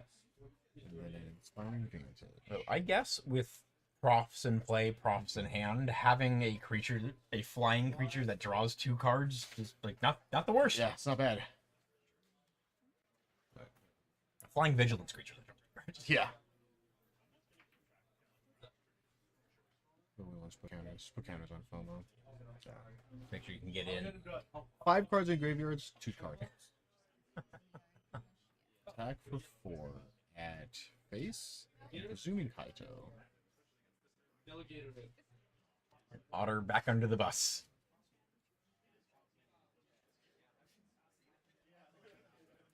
Not forget Oculus. There we go.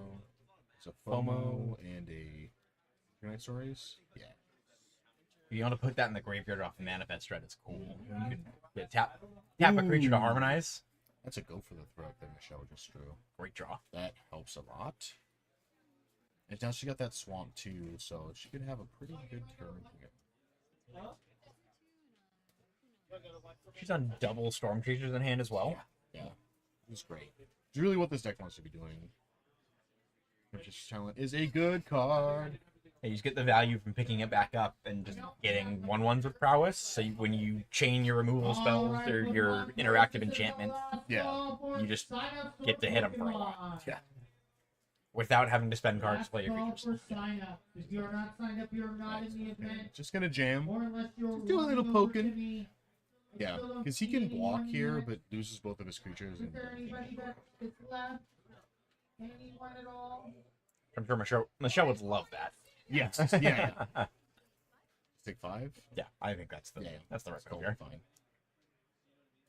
Sweet, and now Kaido gets to do stuff, which is really nice. Gets to actually draw a card.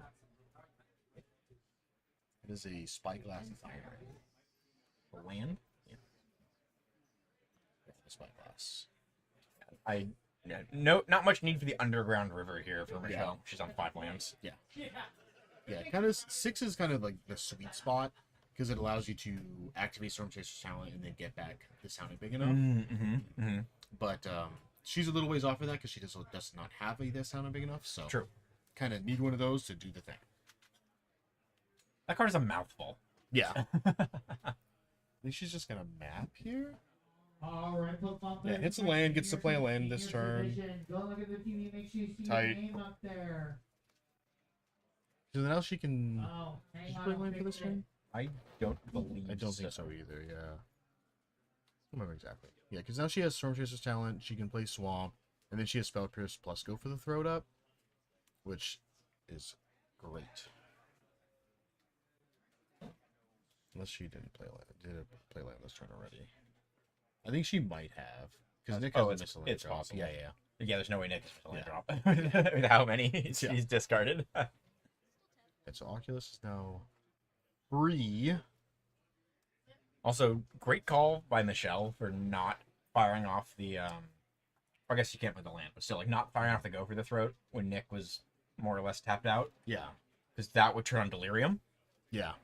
which makes the 4-power FOMO attacking twice Yeah. a lot scarier. That's no good. Alright. Nick also does have a pretty good grip of cards here.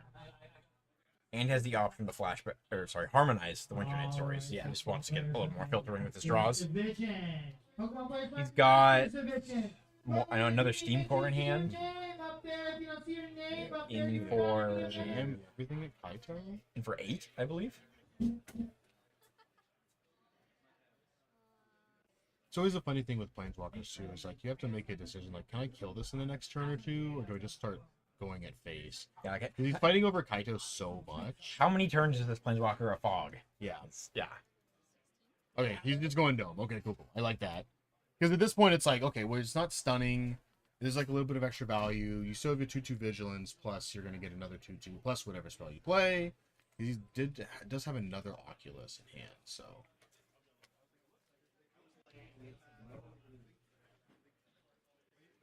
Casting it, unfortunately, for Nick, means he loses the Winter Night stories. Yeah.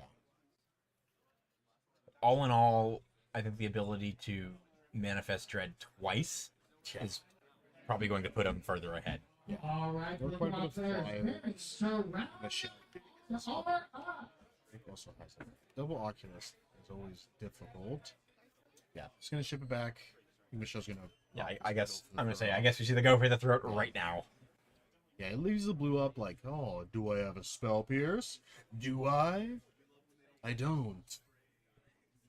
He is on some main deck. Yeah. He could. Yeah. Definitely a possibility. Oh, she does have Spell Pierce. She does have the 6 mana to be able to Storm Chaser's Giggle back over the throat. She's just gonna Mako, right? Yeah. Mhm. Draw a reef. Here. Let's say she has free attacks, but they feel close to free. His spell Nick isn't has doing much. 2/2/2s as blockers right now. Yeah, 2/2 flyer and a 2/2 on the ground.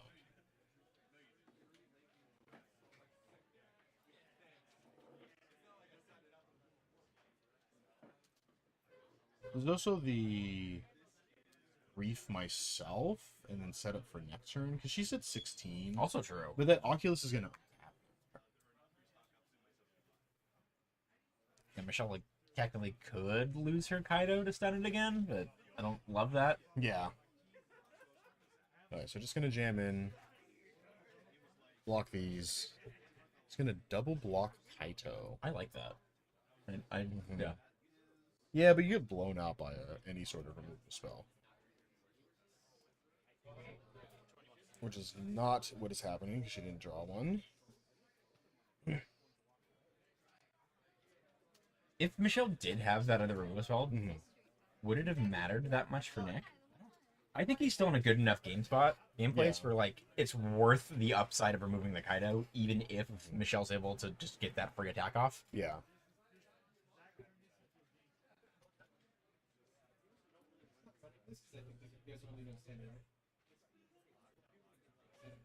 She thinking here? She got so many options here. Alright, so we're gonna go swamp. Triple black is rough, kind of limits on what she can do here. Oh, is this the deadly cover up? Yes, it is. Woo, buddy! That's a good one. Oh, and the Kaido dies, so now she gets to eat Oculuses for breakfast. Yum, yum, yum, yum, yum. Yeah, this is just like haymaker of a sideboard card. So it's a That's a 5-mana good one. sorcery. You have the option to collect evidence 6. So exile any number of spells, total CMC 6 or more. Destroy all creatures. If you did exile to collect evidence, you get just surgical extraction that card from your opponent's grave. 2 Steam Cores plus a Profs in hand. Yeah, he gets to surgical all the Oculuses out, which is like the biggest problem. Huge. For... Yeah, so it's the card for Nick that lets him put multiple bodies into play, which is the hardest thing for Michelle to manage. Yeah. Absolutely not game. Like Nick No, has Steam Core Scholars in hand, Profs in play. Yeah. Play Steam Core as a 4/4 flying vigilance without doing anything else. Yeah. Just with the Profs. But now, like, this is also kind of a funny situation. If Nick doesn't draw any, like, graveyard hate, then now Michelle can also just start chaining the deadly cover up with Storm Chaser's talent. She does have 2. So, like, she's in a Storm Chaser's talent. So, play her second Storm Chaser's talent, and then next turn she'll be able to, like, she can, like, either get back. She can't get back, go for the throat anymore, so she can just start chaining that every other turn, essentially, until Nick just doesn't have any creatures left. Or Like- she just decks him out. Yeah, just decks him out. Yeah, it's like, wipe the board, take Steam Core, wipe the board, take FOMO. What are you doing? What are we doing here? Steam Core Scholar for Nick. Land and... Pyroclasm. I was going to say, is that a lightning bolt? But no, that is Pyroclasm. Yeah. That is Pyroclasm. Discard a Profs and a land. Yep. Yeah. You get a land, play the other weird. Play the other Steam Core. Probably at this point. Yeah. Yes, why not? Unfortunately for Nick, he can't like spread the counters. It just all goes on one creature. Yeah. That would be so sick. Wild. I mean, he's putting 4 counters this Yeah, time. it's gonna be 4 So- counters. So it's a 6/6 flying vigilance. Pretty good. Yeah, it's not too bad.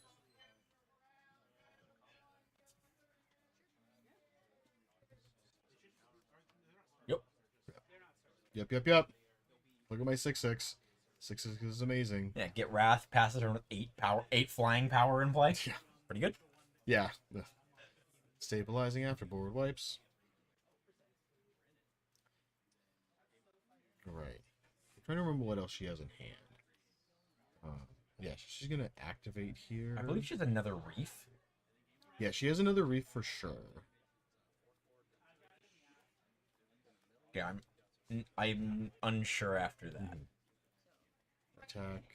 Choose herself, yeah. Does it know where to run? At this town?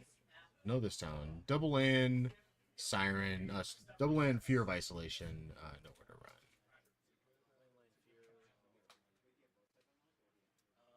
And you know what's in the hand, Michelle. What is in there? Every single time we start to get a look, she like moves it. It's like, no, show me. Alright, so just gonna take 4. Down to 4. Mm-hmm. So the Steam Core Scholars do have vigilance. Yes. Nick just gets to get in for 8 right here. Yeah. Nick also can he just win this turn? Yeah. He gets FOMO and another props. So we could FOMO, discard, I think, his land he just drew. Profs, second profs. So that's another 2 power. Yeah. If he draws well, it's one then Nick can chain enough to get there for sure. There's a Tesa, there's a Light Shatter.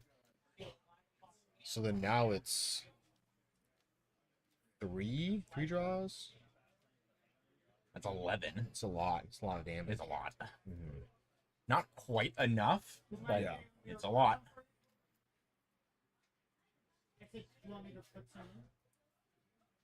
I think Nick's doing math here, trying to see if he can get there, how much it's worth going in for. Yeah, and he gets to attack with like Light Shatter essentially for free because like Michelle has to block. Because then she'll just go to like. I mean, you also could just not. Like if you just no, with them having vigilance, it makes it really awkward. Because like with him being at 4. Okay, so he's gonna go with FOMO instead. Go to 3. I really like Nick keeping.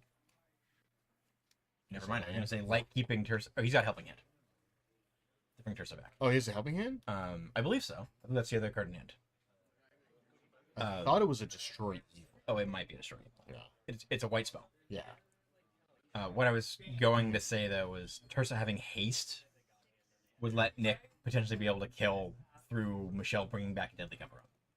Yeah.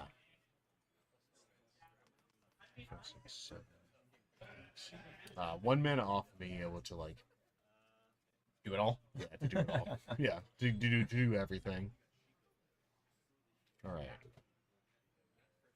Yeah, Nick in for 10 there. Put Michelle down to 6. Oh my gosh, it's the this town. Huge draw. Yeah. So she's this town. I guess is level up Stormcaster's talent. You deadly cover up again. Just 1 mana off. I think what you do here is you just ship it. You ship it, you double bounce both Steam Cores with this town. Oh, you're right, because yeah, you could just play the spell for full mana value. Yeah. You don't need to bounce your own thing to get Yeah, yeah. And then try to like draw another land. Because then you would be able to level up Storm Chaser's talent and play Deadly Cover Up in the same turn. Because, yeah, being 1 mana off of that is awkward. I think they're doing the Delirium check, and Nick should be good. I think he's got 5 types, yeah, if not 6.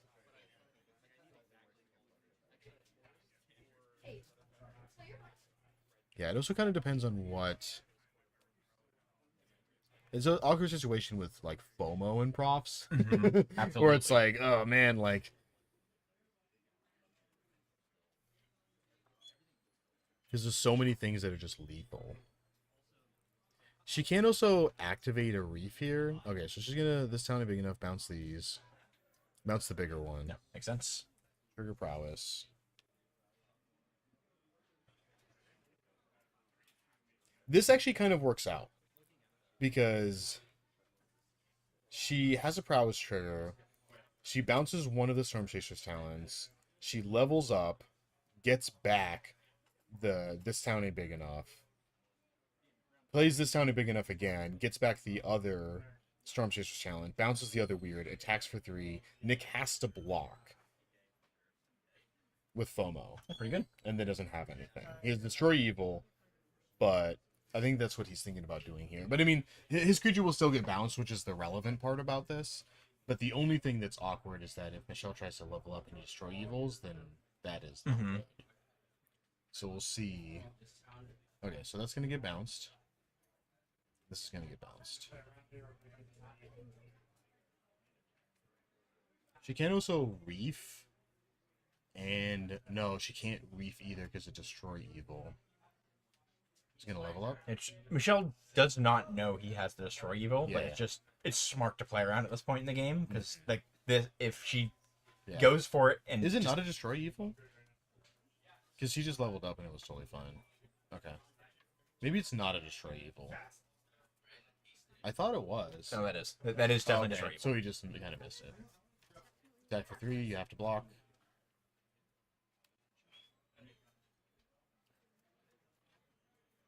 Whoopity whoop whoop whoop. Yes. Destroy evil destroys enchantments. That's the whole reason for bringing it in. He brought in the Chandras! Yeah! Woo! I'm gonna be honest, I don't know what this one does. It makes Chandra? It makes vehicles. It makes vehicles. You get to like activate a vehicle for free, and then that's the only things that I really cared about because I really only played it in limited. So I just wanted to accrue vehicles for free. You can sack an artifact or discard a card to draw a card. 0 to make a 3/2 vehicle with crew 1, Yeah. and -7 to get an emblem with whenever an artifact ETBs, you get to bolt anything. Yeah. So -7 irrelevant. Yeah. Yeah. Well, it'd be great here. Not gonna happen, but it'd be great. Yeah, not gonna happen. Also, how many artifacts does he have in the deck? He has Chandra Zeros to make. Yeah. The Chandra. The Chandra does everything. Ooh, that's an NT. I'd love to see those a lot earlier. Oh man. Destroy evil. Oh, Michelle's like, oh, you had this the whole time? Yeah, so we've got Chandra, Inti, another Steam Core. Play So that, much. draw another 2, Commission. recommission Pyroclasm. All the FOMOs.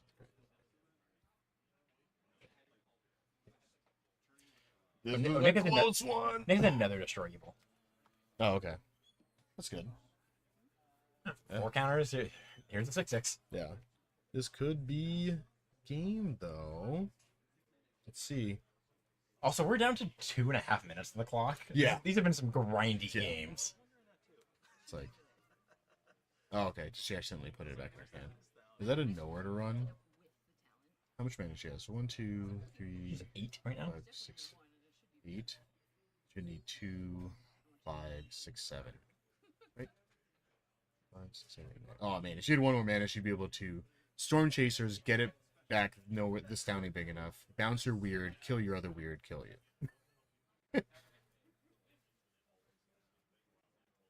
But I think it's probably right to just... Ah, it's so difficult. Maybe just like Storm Chasers, get back this town. Bounce the big weird. Attack in. Force Attack a block. in, force Yeah. the block. Yeah, play your other Storm Chasers.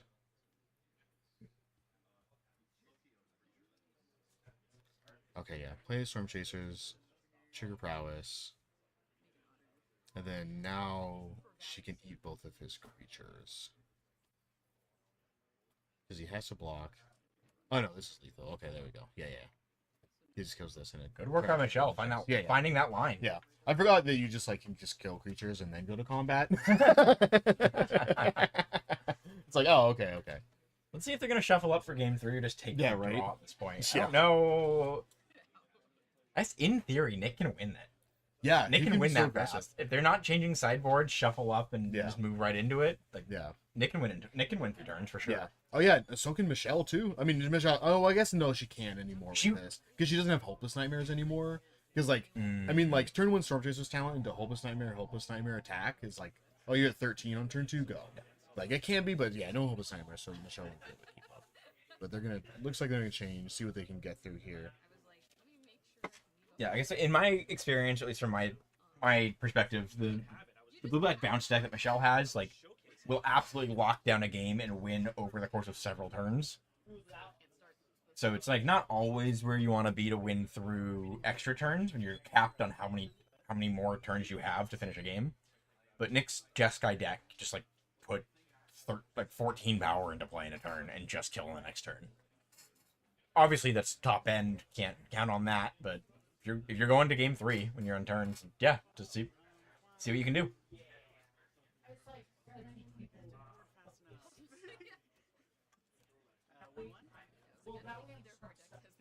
Although it looks like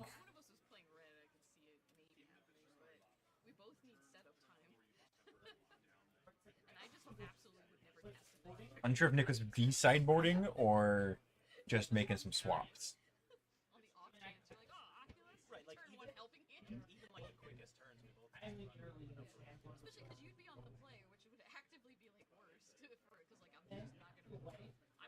Yeah, during downtime here. Once again, this is the top 16 invitational tournament. This is what players have been playing for since August. Every Rocket Series 1K we've streamed over the last several months have been building up to this. These players have all done well enough, been the top 16 players across events to get to play here. This is it. Looks like they're going to be taking the draw, packing up. We're going to move into round 3. Going back to Modern for this one. Thanks for watching, folks. Stick around. We'll be right back. Just a little bit.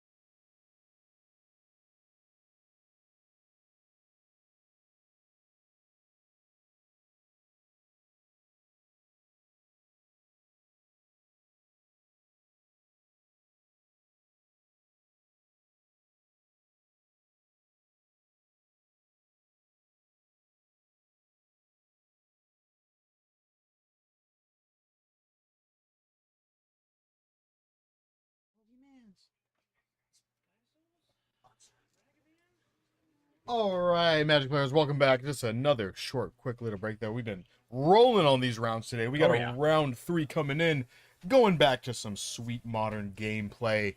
We got Kazi on the left saying some blue-red wizards. Thrilled to have this on stream. Yeah.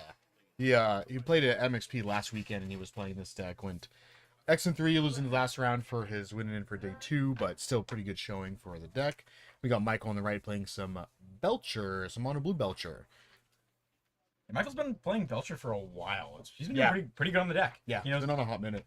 He knows what he's doing. He's gotten the results that prove that for sure. Yeah. Oh yeah.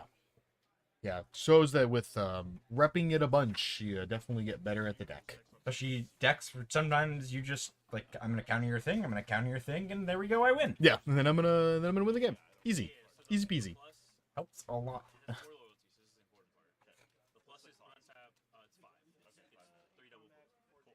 I think from Kazi's point especially, where he's playing counter spells and like generally trying to go 1-for-1 until he can like flip a Tameo or like sort of accelerate off like a Snapcaster or Flame of Venor, things something like that. Kazi knowing the spread of Michael's like the specific counter spells he's on and like what he has for card draw and like where the pivot points are for mana, like is really, really important. Yeah. Oh yeah. Especially when you have some different versions of the Belcher list. Like, I know there's some that are on... I believe they're all on Thundertrap Trainer, more or less. But you have some that are on Flare Denial, some that are on Fortification. Like, some that are on more Impulse or fewer Impulse. So just knowing those numbers are really, really, really big when you're playing, like, a blue interactive deck. Yes. Yeah, you want to know the interaction spells. I mean, taking a quick look, he is on the Thundertrap Trainer version of the deck with Temeshi's as well. Always sweet. He's got, in terms of counter spells, I mean, he's got Forcing into Stupor, 4 Jarring Disruption, 4 Forcing Negation, 4 Disrupting Shoal, and 2 Pact of Negations. As well as a Spell Pierce and a Spell Snare. Spell Pierce and Spell Snare. I think Michael's more or less been on the same 75 for a while at this point. Yeah. I think the Tezzeret the Seeker that he's on main is like the newest edition. Yeah. It makes sense. All right, so we're going to see a land into a bloom. Kazi goes Island Tameo, which resolves. Always nice to see. Yeah.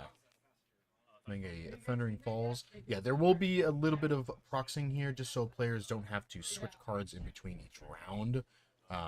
Not having, 8 copies of a card if your deck happens to be sharing them.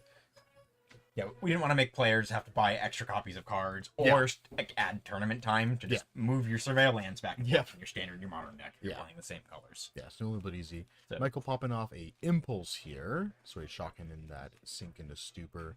Kazi sitting on looks like an island, a Notawara, Flame of Venor. And some other cards in the back that I can't quite see because it's just shuffling in the front.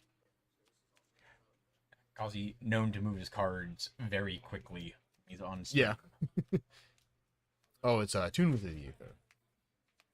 Tune the Aether. Tune the Narrative. Tune the Narrative. That is the Tune of the Aether is the green one. Yes. Tune the Narrative. I'm used to that one. That one was the not so one. Yes. Banned Lay of the Land. Yep. Wild times. It's like what? Right, so yeah, Kazi's on a full energy package for this blue-red deck. He's on Galvanic Discharge and Tune the Narrative. Ooh. All right, so Michael bolting in a Hydroelectric Specimen. So he's at 14. Does have a little bit of time, so. I was going Island, attack, make another blue.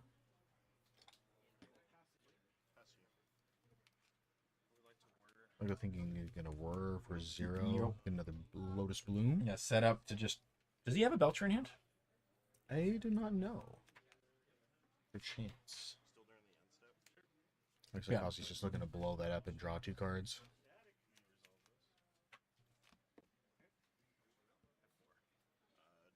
Yeah, Michael does have a Force of Negation in hand. Yeah. I'm imagining we are seeing here. Yeah. Pitching Shoal or Impulse? Michael's got a Tameshi. Tameshi. I don't like Tameshi. Oh no, Tameshi's actually not too bad right now. But he doesn't have anything to get. Is the problem.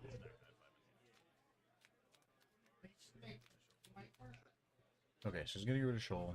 I like so that. exile that Let's flavor. let's Michael keep the Tameshi and the impulse. So, like if he can impulse and just draw Belcher, I think he just has enough mana to win. Is exactly enough. Right? Second Lotus Bloom come off a suspend this turn? I believe it did. Yeah.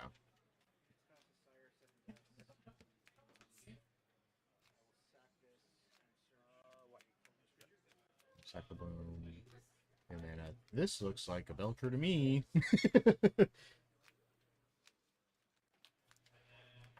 I think this is Tameshi turn. Tameshi grabbing turn? grabbing the Yeah, mana indicator. yeah. Ooh. He did grab a Belcher off of that impulse though. Oh, okay. So it's doing a little bit of backup, I guess.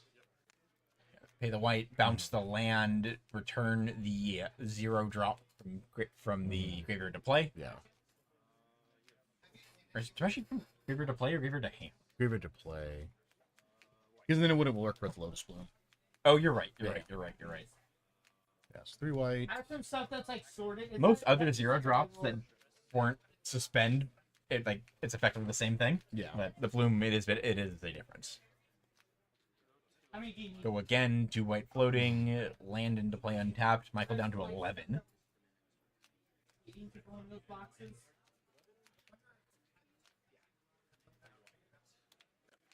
I really like this approach Michael took this turn. Mm-hmm. Because like you play the Tameshi first, see if Kazi has counter magic. Yeah. If he doesn't, you play the Belcher and Okay. just And that's going to do it.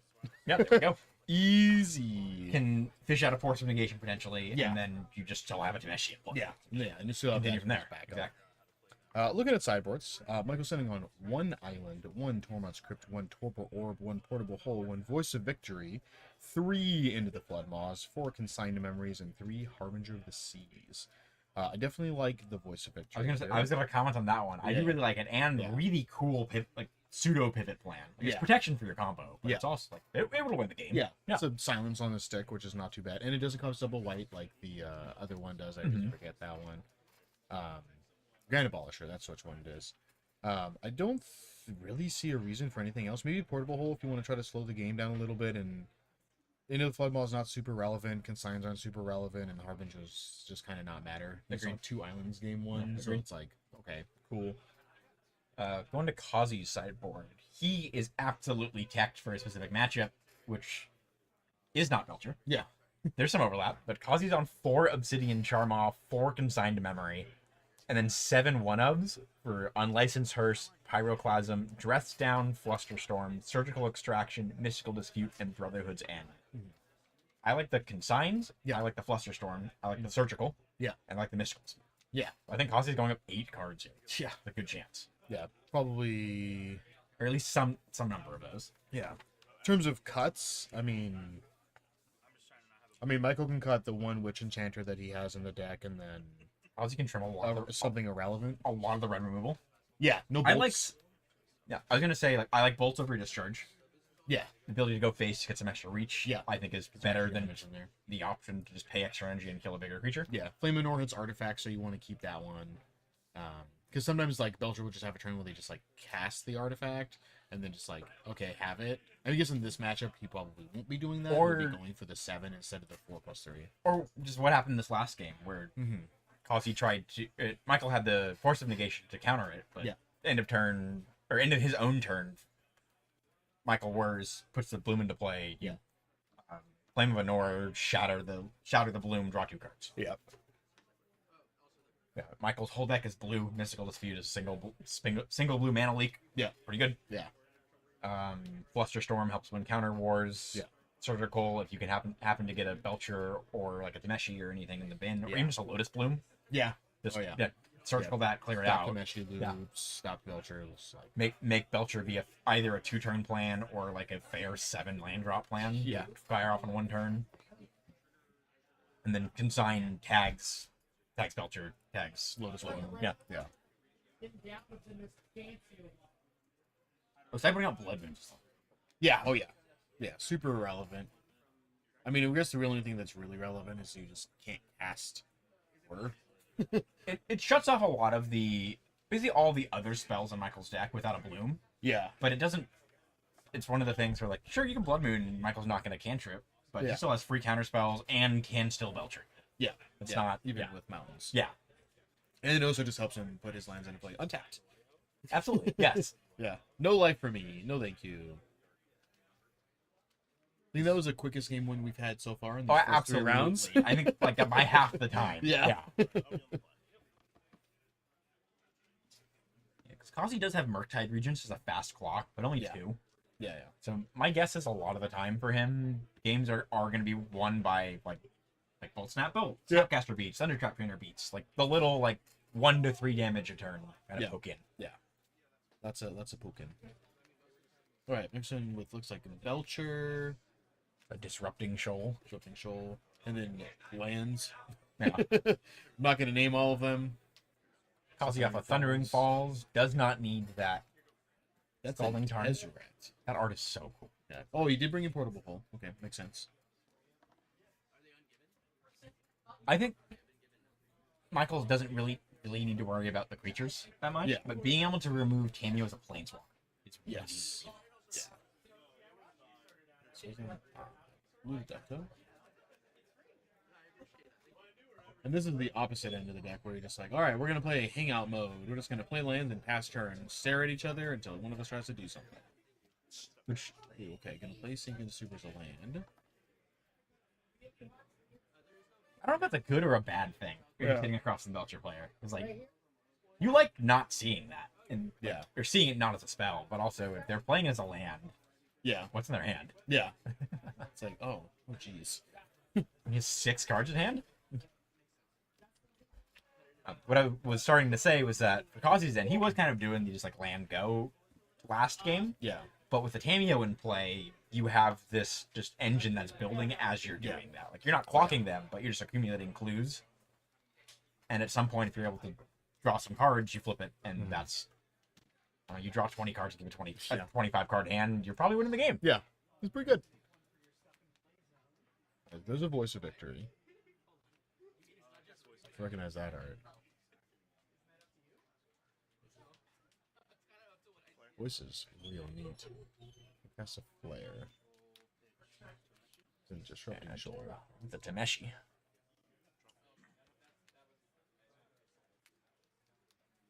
He does have the Flame of an Aura. He does have to cast it during his turn. Always feels bad. Yeah, Kazi just doing the three mana play, sorcery speed, tag your 1 card. Yeah. Which just it has to happen. That's why Michael. I've also talked with Michael about this deck, like why he's on voice. It's just that you force your opponent to do that. If they don't know if you have it or not. Yeah. Just gonna win. Right. I was thinking here. Just gonna play a land and just jam a Belcher. Kind of strong. Makes sense. With the SpongeBob Secret Lair counter spell. The disrespect. Counterspell. The disrespect to his opponents. Thundertrap Trainer, top 4 cards. Take an instant or sorcery. Yeah. Get it. Tune the narrative. I did see a lightning bolt in there from Kazi. Yes. Some did stay in. Yeah. Yeah. Some amount still there. Michael drawing a. I couldn't quite see that. So shiny. Seagate Restoration? The Seagate Restoration. Yeah, it's one of the MDFCs most assuredly. It's a land. Was Seagate Restoration? Yeah.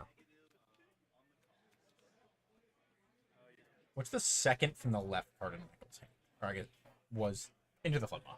In fun. There we go. Thank you, Michael. Good job. Read our mind. It was a Tamio. Okay, so just gonna tune the narrative twice here end of turn, get a bunch of energy. It's not super relevant I don't here, think but the Kazi has a use for the energy. yeah. In this match, because normally you just fuel a big galvanic discharge to kill a threat, but that's not really an option. Yeah. Plus, like, that is also just kind of doesn't matter. He does have Galvanic Discharge. So it's a lot, I guess. Playing it as itself, I think, kills everything relevant. Yeah. I mean, I think it kills everything. Yeah. Thundertrap Trainer in for 1. Alright, he's got a Snap 2, Snap Surgical.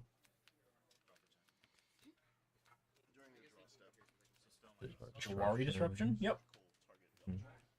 So that a Surgical Belcher, presumably.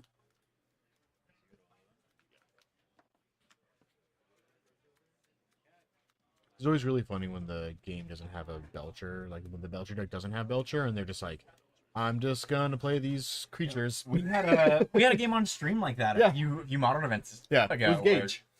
It was Gage, yes. And like he had his Belcher's surgical extraction and won the game by just attacking with the hydroelectric specimens. Yeah. Thunderdraft Raiders. Yeah. And you play enough of them, you get in for like 4 or 5 a turn. That's a fast clock. Yeah, not bad. Just kind of ridiculous to see for a modern game on stream. But I personally love So when games funny. get like really scrappy like that. It's always fun. Like if anyone's ever played Vintage and you do like a hollow one dredge mirror and you get to the point where like you've strip mined both of your bazaars, like well, like we each have a basking root wallet and play, and that's it. Sweet. Fun stuff. Yeah, tons of fun. Yes, so Michael's hand is the Jawari Disruption, Portable Hole, Into the Flood Maw, Tameshi, and the Tezzeret.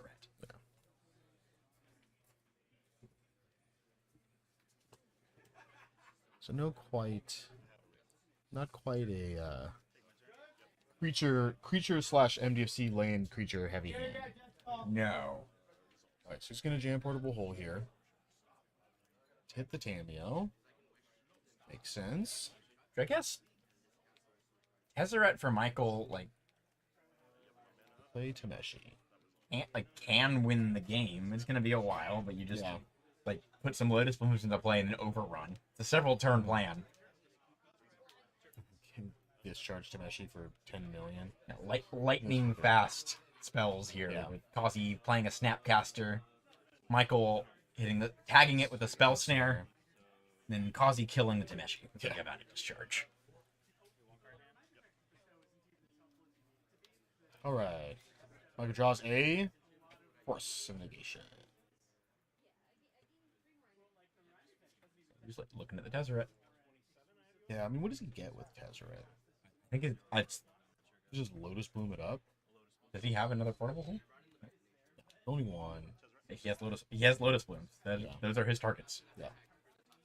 Just you build for the overrun. Yeah, it doesn't make it into a 5/5, so. Exactly. Yeah. Yeah, it's a lot. It's a lot of damage. It is only one turn though. Yeah. So you need to have the artifacts and then be able to And then to be go. able to ultimate? Like, exactly. yeah. Yes. But I don't know, it's more than Michael has going on otherwise. Right now, without Belchers in the deck. It's a Disrupting Shoal. Ironically, wants to draw creatures right now. He's just gonna plus the Tezzeret. Looking to dig for another bloom probably, and also just some loyalty. Yeah. I believe the ultimate is a -5. It is a -5. Talking about something. Don't know what it is, but they're talking about it. Yeah, some They're confusion doing it. with what's in the graveyard. Yeah.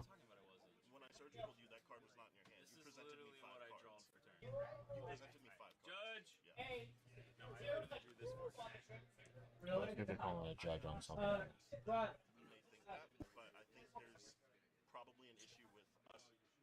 Love judge calls on stream. It's always like, oh, I don't know what's happening. The suspense. Also, we were talking with Jer about this earlier. She is particularly happy today. It's a 16-player event. Everyone's kind of just set in one space of their room. Like, she's just right there. Yeah. Super easy access to every game. No big event to go have to navigate and wander around and see who called judge. Yep. Everybody is there.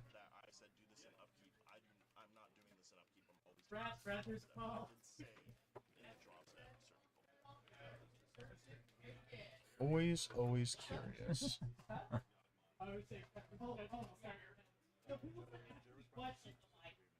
So just a reminder, we are in the series finale here. Yeah. We've Top been 16. building up for this. These are the top 16 players playing since August. Today, like every other event for this series, graciously hosted and sponsored by Vault X with some really cool deck boxes, binders, other sort of storage accessories. All really, really cool, high quality stuff. And then as well as dual spec sleeves. Today, all 16 players each get a pack of sleeves. Top 8 gets a deck box. Super cool. Huge thank you for both of them for helping sponsor this whole series as well as today. Players today, this is a 3K event, so pretty big prize payout, like huge incentive just in the cash portion to be getting there. Really not what people are focusing on though. The biggest things for sure, in addition to the deck boxes and sleeves, winner of the event gets to choose a token and get a customized art of themselves on that token. It's going to be given out at the events next year. We've seen Chaz's green-black insect for Grist. We've seen Chaz's other token before of the 2/2 Goblin Shaman from Fable of the Airbreaker. We've had first season, Alec Pitzer chose to make a food token. Yeah, with the super sweet looking cartoon pizza cheese, just like super droopy and stretchy. Awesome. Yeah, it looks super delicious. I want one of those pizzas.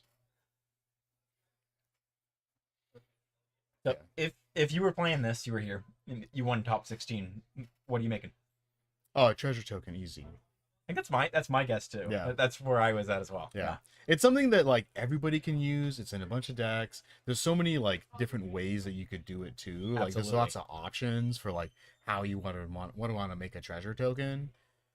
So yeah, I think there's like two approaches. I spoke with Chaz about this too a lot. Yeah. I guess first topic. Chaz was a coward. Second season, he's told me he was making a worm coil token with lifelink. Yeah. Call the shot to win the next season, which he did. Yeah. And he didn't make the worm token. Yeah. Like, come on, Chaz. Yeah. I remember him talking about that. He was like, "Oh yeah, I'll just do one and then the other. I'll just back to back." Just easy, just win the next one. But that is what I was saying with it. Was like you do a niche one. It's like if someone's using that token, like odds are they're using yours. Yeah. Really cool. Yeah, which is always tight. The other one is you do like food or treasure or the Goblin Shaman, or like everyone's playing Fable, or every other card makes a treasure now. So you just everyone has their token.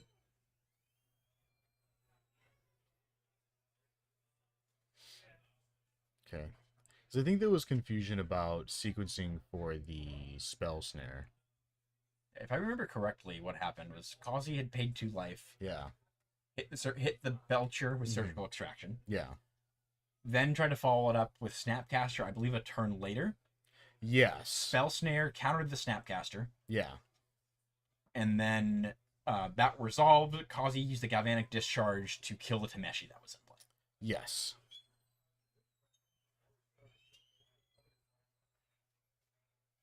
Yeah, I think that's where the confusion's at.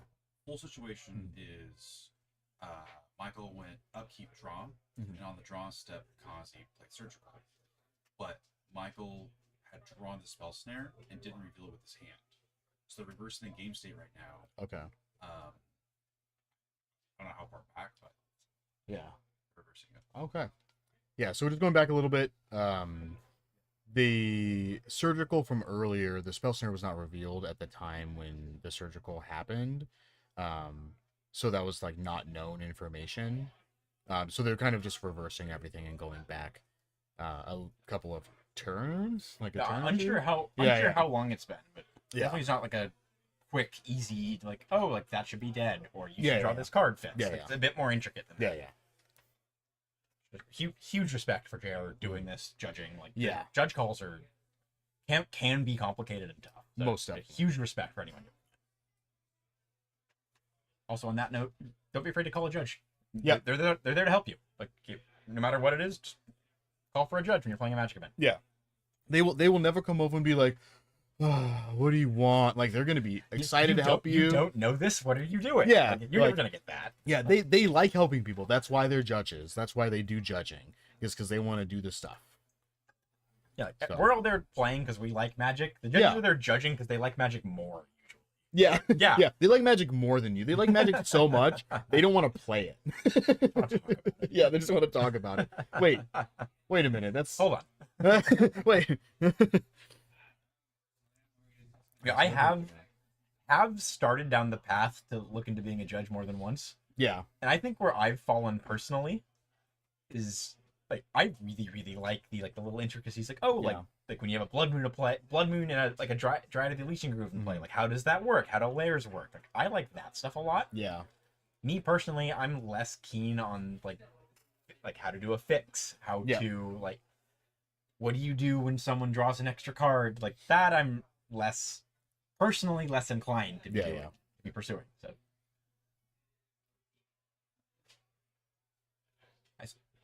Okay, I think they're moving on now. I think they got, I don't know, resolved, or they're just scrapping it and just continuing. So we'll see. So I think where we're at right now is Michael's draw step going into his main phase. Yeah. Ozzy has a Snapcaster Mage in hand. Michael has that Spell Snare in hand. If we reround to where we were that turn. Yeah. So drawing for turn. What is that? I think it's a whir. A whir. Okay, interesting. Yeah, just untap those. This counterspell. Trap it. Just bounce one into the Flood Maw, bounce the trainer.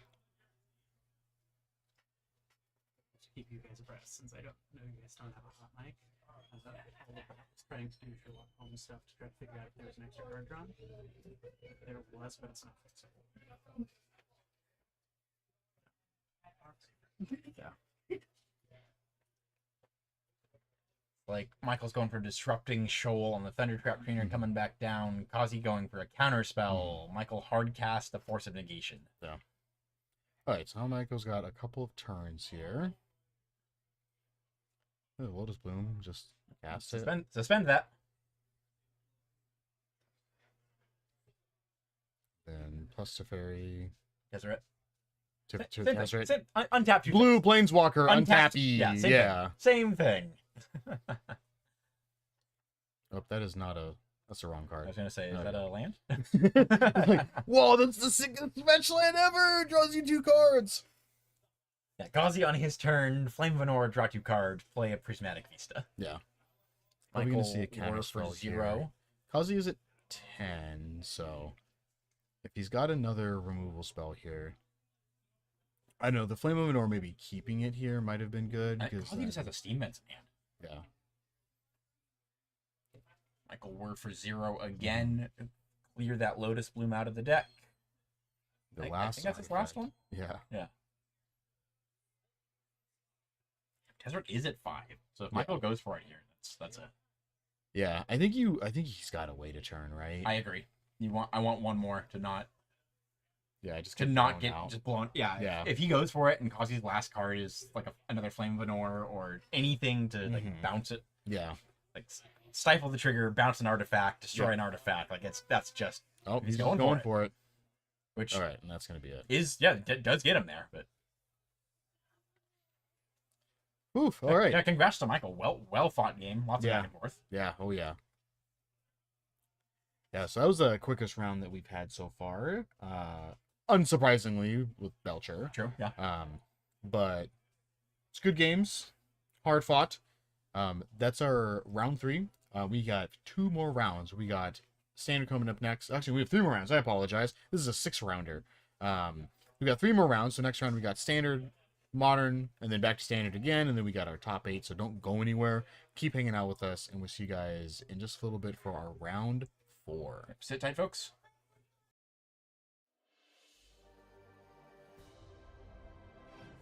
Hey, I want to take a quick second to say thank you for tuning into the TC's Rockets channel. Here on Twitch, we mainly stream live paper Magic the Gathering tournaments, as well as the occasional Pokemon or Lorcana tournament. One of our favorite tournaments of the year is actually 9 tournaments long, and it's called the Rocket Series. And you could be watching it right now. I had a chance to ask the 2-time champion of the series a couple questions about it. Let's see what Chaz Tanner had to say. The Rocket Series is a culmination of tournaments over the course of 8 months where you get to come play with your friends in competitive formats, try to win, get a token made, and a playmat. Come play with your friends and me and all the other competitive players that you've been watching over the last 3 years. To me, the Rocket Series is a great chance to come to TC's Rockets, hang out with friends, get great food from next door, and play competitive Magic that I wouldn't have otherwise gotten to play. There's a lot of circuits on the East Coast that I don't get to play in because I work, can't travel. But fortunately, right in my own back door, $1,000 tournaments all the time. You know, I couldn't have said it any better myself. We are in the 4th season of the Rocket Series, and it's already becoming one of the best ones yet. Part of this is thanks to Voltex. Voltex has become our store's favorite brand of binders and deck boxes. Their card binders are the best way to organize, store, and trade your cards. Put your freshly sleeved cards into their safe side-loading pockets to keep them safe while showing them off in a beautiful way. With well over 10 colors to choose from, 4, 9, and 12 pocket options, there's something for everyone. Voltex, with their new deck boxes, has also become the perfect choice to transport, store, and play your decks. Put your sleeved deck inside and you can be confident that is where it will stay until you're ready to play. Voltex's side-loading deck box is a great way to keep 100 sleeved cards easily accessible. Being able to mix and match with their game box makes things easy and effortless. We also want to thank DualSpec for supporting the series. To be a champion, you gotta play like one with DualSpec sleeves. With top-tier protection and top-tier performance, you can stay in the game longer with unmatched durability. With 100 sleeves per pack, smooth shuffling, and a textured back, what's not to love? Check out DualSpec's X account at DualSpec_PG for all the details. Winning any of our preliminary tournaments not only gets you some cash, but also some great prizes from Voltex and DualSpec as well. So when do you get to join on the fun, or watch it online? We'll have 8 events over the course of 8 months, ranging in different formats throughout. Every event will be streamed live on Twitch and uploaded to watch online shortly after. After the 8 events, the players who have scored the most points will cut to a top 16 on April 26th. From there, a champion will be crowned the winner of the 4th Rocket Series. If you want to keep track of the players' points, head to tcsrockets.com to see the standings after every tournament. And if you'd like to see the deck list of the top 8 after every event, tcsrockets.com. Thank you for watching, and I hope you enjoy our stream. I'm Chase, and I'll see you next time.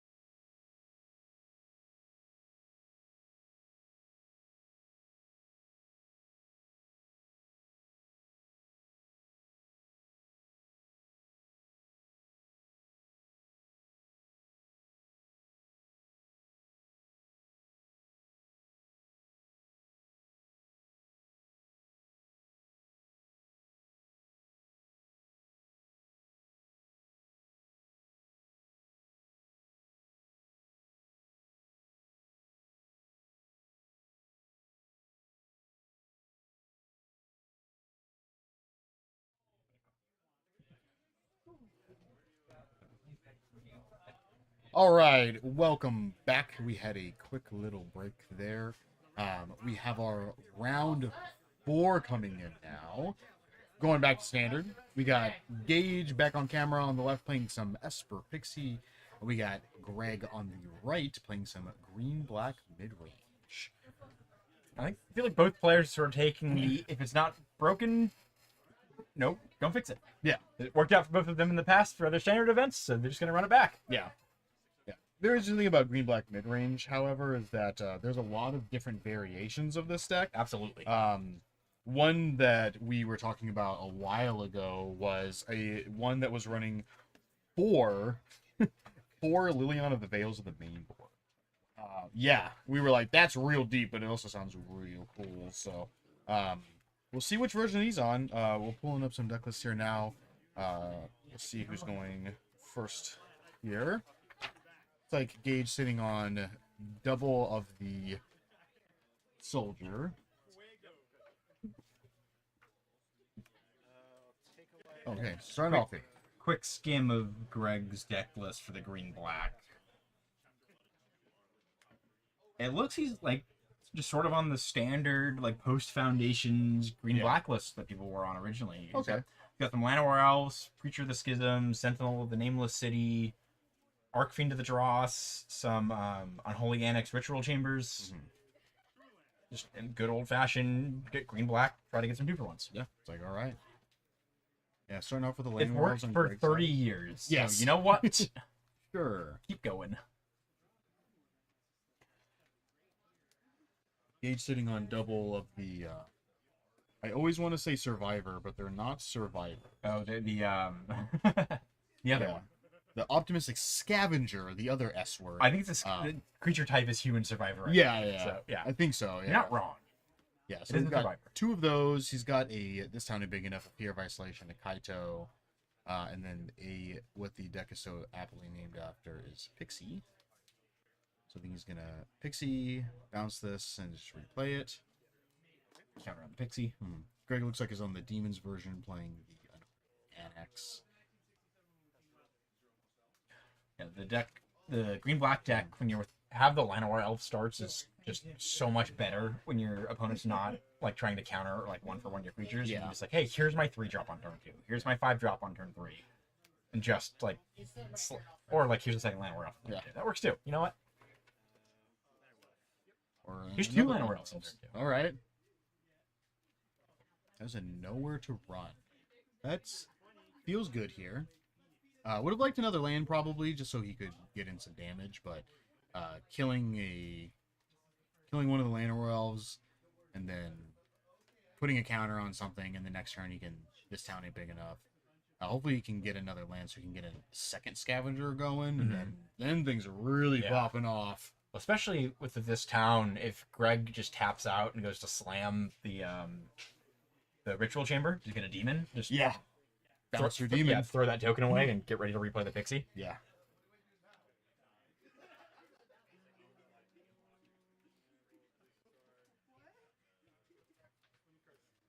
What are you thinking here? He's got the Swamp on Holy Annex. What else does he have in there?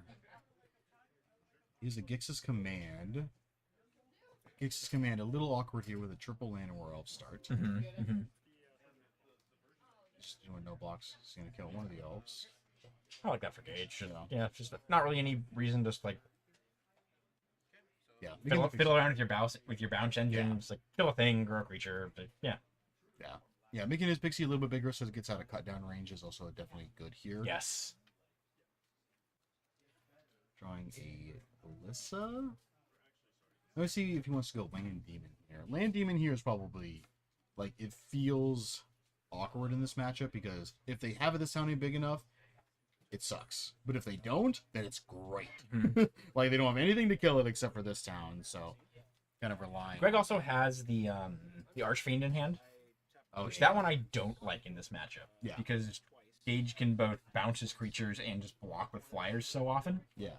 Where just the upkeep trigger where you lose the game when you run out of the oil counters? Yeah. Yeah.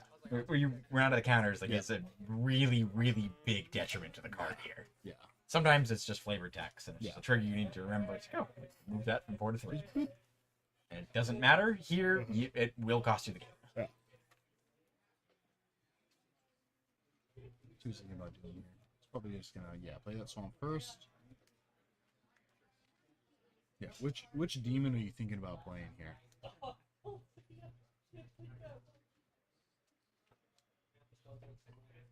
I think Gix's Command is probably not correct thing to play right now. Remind me of the modes of Gix's Command. One of them is a Return a wrath. creature from your graveyard to your hand. You destroy all creatures with power 2 or less. And then give a creature you control with 2/2/1/1 counters and then lifelink until end of turn. Or a target opponent sacrifices the creature with the highest mana cost or power. I can't remember. Highest that. power. Power, okay. Yeah, not yeah. None of the modes are like great. Yeah. Alright, so there's another nowhere to run. It's not really what you want. I think you just kind of want to just jam with Pixie here, I think. I feel like Gage isn't too far off from Yeah. just making Pixie big enough to block the Archfiend before it's like super relevant. Yeah, because right now he can just jam with Pixie, and if he wants to block with his demon, then he gets to eat his demon. True. Right? Yeah. Yeah, so it just makes the demon into a 3/3. Pixie's a 4/4. Eats it for breakfast. And then he has 2 nowhere to run, so next turn he can bounce both of them if he Yeah. really wants to. And some more lands would be nice for Gage, I'm sure. He really wants that, but This is still also, pretty good for 2 land. for sure. It's also a deck where like if you're missing land drops, I'm kind of scared to Signet Cross of it because their Yeah. hand's just all gas. Oh, yeah. Yeah. It's I- filled to the brim. Yeah. Which is they're not playing it because they want to wait to double spell. Yeah. Which is very bad for you. Yeah.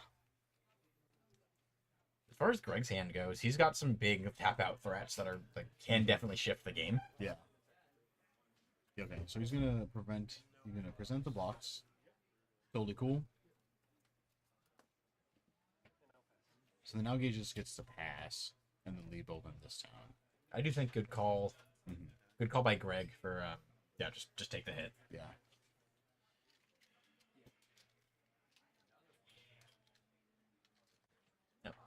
There we go. Good old dice on top of the deck trick for your upkeep Yep. triggers. Thankfully, the Archerine one isn't until you get to 0. Isn't Yeah. that big of a deal. It goes down by 1. Doesn't There you go. So doesn't really. Yeah. Nice.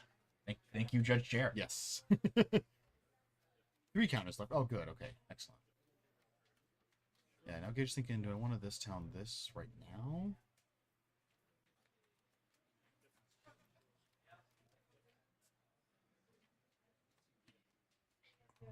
I think you're kind of okay with just taking 6. Yeah, he's at 19. Yeah. And the Like, if he had Gix's commanded here to try to, like, gain 8, then that's easy. That's an easy peasy one. yeah, you want to But, stop like, that one. Yeah, but if it's like, I don't know what they're going to play next, like, what is he going to do next? Yeah, it's still three turns of getting hit away Yeah. from lethal. So Yeah. yeah, he's got some time. Yeah. Yeah, I got a lot of And wiggle room. Gage agrees. Yes.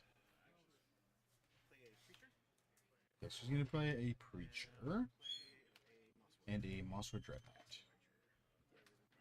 See, then now he's free to bounce the demon and won't see it again until next turn. And then he essentially has to tap out, which is totally fine. Either that or if he wants to know where to run this turn. I also don't hate just hit something with nowhere to run. Yeah.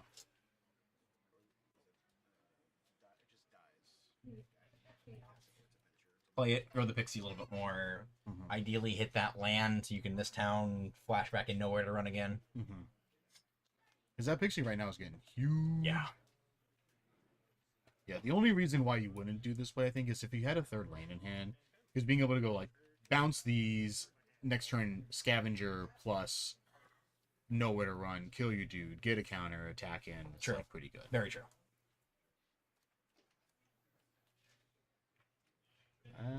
I would still put a counter just on Pixie. Make it big. Because that's really awkward, because, like, the Preacher feels really bad. Alright, so there's a Kieran. It's not really what he wants. He wants to land. Is it a Flood Maw? No, they're not running a Flood Maw. No, he drew Kieran for turn. Okay, so Fear of Isolation, Kieran, this time big enough, Kaito, another Scavenger. Just reading this.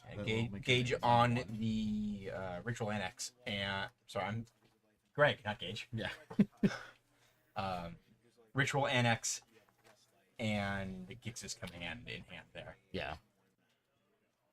I still kind of like just attacking with Pixie and then that's it. Like, just leaving open this town.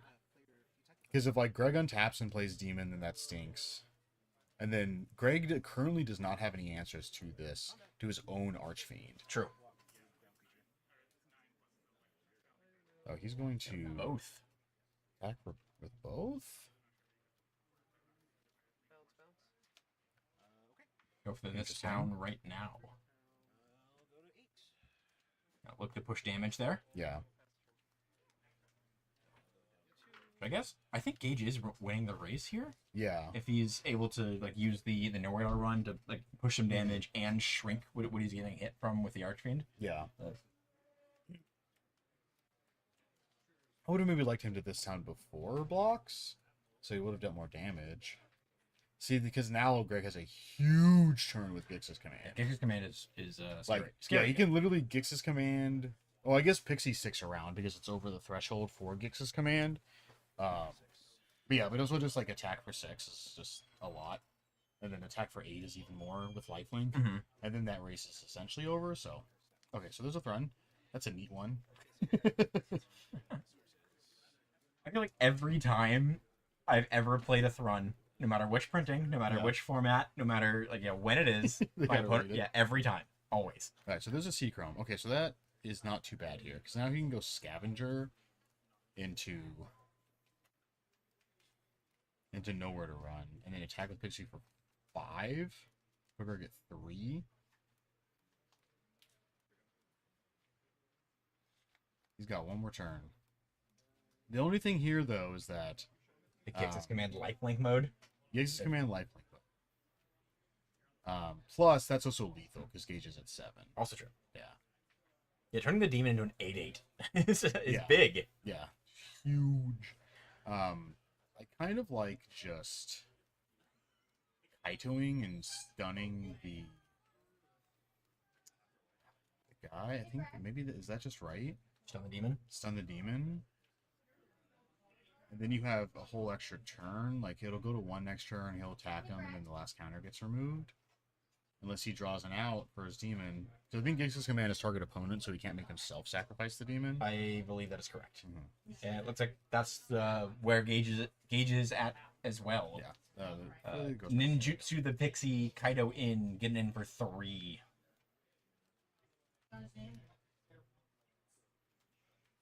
Yeah, the green-black deck does have an issue blocking flyers. Yes. I think this is over regardless, because then now what Greg can do is command, destroy everything with 2 or less, and put 2 counters on my... Oh, no, you can't target Thrun. Is it actually from your opponent's ones, or these particular abilities? The not hexproof that is hexproof, but also not hexproof? I believe Thrun is your opponent's control. Yeah.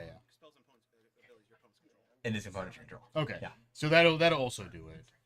Because he just destroys everything small, which kills the Scavenger, and then attacks for 7.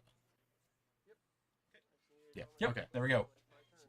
Nice job, Greg. Great work seeing that line there. It's always really a sign of like a skilled player when you can take a card that's like modal, like Gix's Command, and do the like, oh wait, I can just do this. Do this. Yeah, I don't have to use it for value to recur my creatures or to like sack my opponent's one. I could just pop their board, pump mine, push in. And Gix's Command is such a strong card. Like, you just kind of forget that sometimes. Like, there's just like a I'm gonna kill you mode on it. Like, it's like the old cryptic command is like, I'm gonna use it as an overrun to just tap your board. Yeah. I don't need to counter your spell. Like, just you're low enough, and I have enough like dumb creatures to get in. And if you don't have blockers, I'm gonna win. I'm totally fine. Look at the sideboards. Gage is on 1 Grim Bauble, 2 Spell Pierce, 2 Destroy Evil, 2 Normalize, 2 Rest in Peace, 2 Witch's Vanity, 1 Lorn of the Third Path, 2 Stock Ups, and 1 Defiled Crypt. I like the Normalize here. I like Destroy Evil here. I actually don't mind spell pierce too much in this matchup, especially because like this particular version's running a bunch of non-creature spells, especially post board too. Yeah, especially post board. Maybe honestly even stock ups to kind of catch up with on your like spells. Because the green black midrange doesn't have as that kind of card advantage like stock up gives. So being able to kind of just around them in card advantage and playing a more reactive game is sometimes beneficial. Yeah, absolutely. All removal deck, and you're just like, I don't have any creatures. I'm just going to respond to whatever you're doing, and then play 8 things at once. The other thing, Gage, it's like always a weird back and forth to consider. How much do you respect it? Is because Greg's on obstinate ballots. Yep. Like you just die if you do discard that. I Sometimes. think in green black mid range, if you're ever against green black mid range, you just side out your hopeless nightmares. Yeah, like it's not agreed. worth the risk. Agreed. Yeah. Especially if you go for it like turn 1, turn 2, like early game. Yeah. It's like, oh well, like You can just lose the game. yeah, I can't beat this. Going to Greg's sideboard. Greg's on 2 copies of Ghost Vacuum, 1 Harvester of Misery, 2 Vivian Reed, 1 Dreams of Steel and Oil, 1 Thrun, 3 Duress, 2 Choking Miasma, 1 Obstinate Baloth, 1 Terror Sunder, and 1 Anoint with Affliction. Quite a good number of stuff. I like Anoint. I like Terror Sunder. I don't like Vivian Reed. I think she costs too much. I agree. I do like the text on Vivian a lot. I don't think you have the flexibility to play a 5-mana Planeswalker. Yeah. A 5-mana Planeswalker doesn't protect itself super well. Yeah. Like, yeah. Choking Miasma, is that power based or is that color based? I can never remember. Choking Miasma is the one that gives -2/-2 to everything, and you can kick it for a green to put a counter on one of your creatures. Yeah. The other one is Listening Deluge. That's the one I'm getting mixed up. It's -1/-1, and then green and white creatures get an additional -2/-2. Yes, that's what I was thinking. How do you feel about Duress from Greg's board? You like them? I actually really like Dress in this matchup also. Clear the way, get rid of some of the non-creature spells, because this deck does still have a bunch of them, and especially because like one of their non-creature spells is also a creature spell with Stormchaser's Talent. Yes. So like being able to get a creature and a non-creature at the same time, especially something as powerful as Stormchaser's Talent, is real good. Yeah, you can pull that or like tag something like a This Town before they get to cast. Yeah, and get some hit value a off This of it. Town. Even hit a Nowhere to Run. Nowhere to Run is still totally fine in this. Like again, like we've said, like this green black deck is this is green black mid range. Yeah, Just like very very standard green black mid range. It's been around for all of Magic basically. Yeah. You want your opponent to 2-for-1 fewer times than you do. Yeah. So if you can stop your bounce opponent from using the same card to kill 3 of your creatures, it's usually a good play. Yeah. It's not too bad.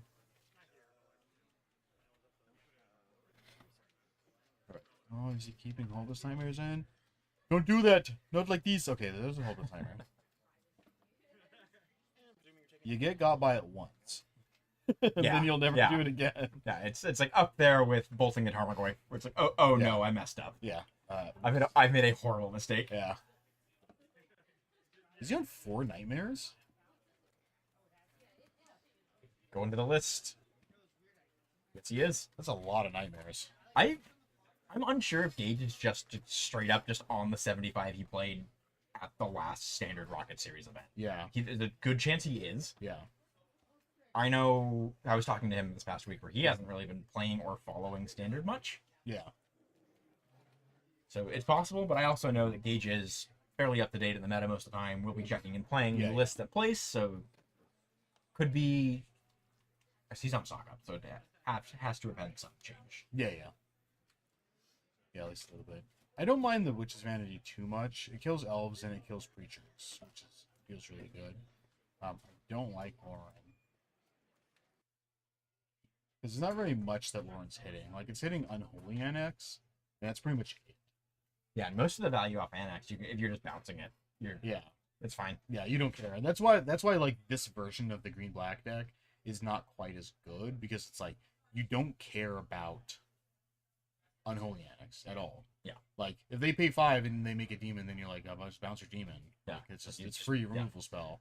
And then on the other side, you just get rid of their demon each time, and then they just can't do anything. They're just taking 2. Yeah, they can draw as many cards as they want if they're hitting themselves for 2 every turn and you're getting in with like your 4/4 flyer or whatever. You pumped up. Stop hitting yourself.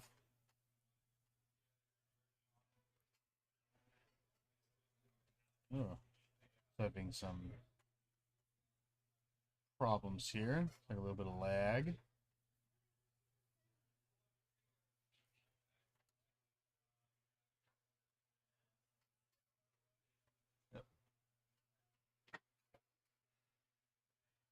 One thing I was going to ask Zach earlier, stepping away just to do a double check, make sure we're good to go. No technical difficulties going through, or able to resolve these technical difficulties, I guess. Is what we'd be playing if we were in this, if we'd been playing the series instead of here in the booth. If we were in the top 16, what we'd be on. I personally haven't been playing a ton of Modern recently, but I feel like I'd probably be in the Eldrazi deck. Just strong, proactive game plan. Just you have the ability to just curve out hard, cast your spells, have some sort of I win buttons in the deck. Super strong, really proactive. Deck's been doing well. Also, just for me as a benefit, I know isn't as reliant on overall reps or format knowledge. Something that uses the counter magic or blue deck would be. As far as standard goes, if I could find the cards, I'd want to be on the new blue-red Corey Steelcutter Prowess. Those decks look incredibly strong. Been putting up a lot of results. A lot of players here on it as well. So really, really shows that it's the good new up and coming deck. Corey Steelcutter is a card that has been putting up results in basically every format. Seen lists in Standard, lists in Modern, lists in Legacy. Lots of prowess creatures, lots of taking advantage of just casting some cantrips, casting some removal spells, and just that one card allowing you to just sort of feel your game plan through your board state. A weird combination of Monastery Mentor, but also not a creature. All right, looks like we are back. Gage taking a mulligan here. It looks like Greg is happy with his hand. I see a Terra Sunder. Pretty good. As far as I've gotten. I do see a Baloth. Yeah. Solving no hold assignment. Restless Cottage.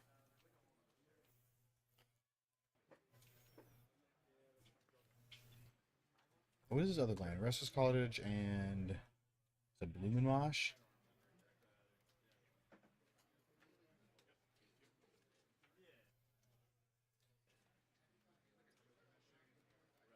Shuffling up. Shuffling up. Gage got like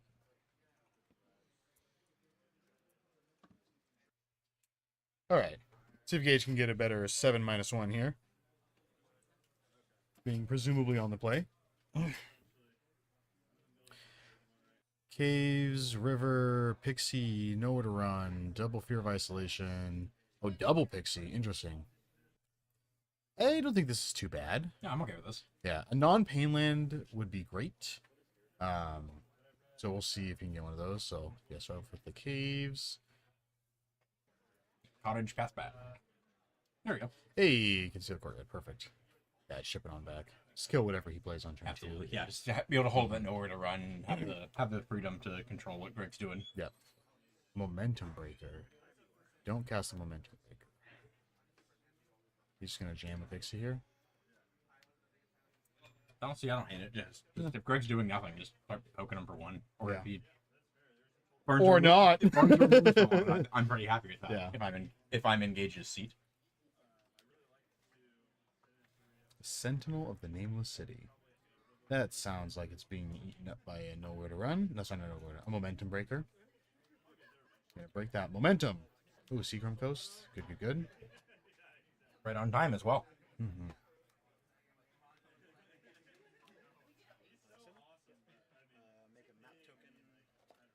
Yep. Sacrifice creature.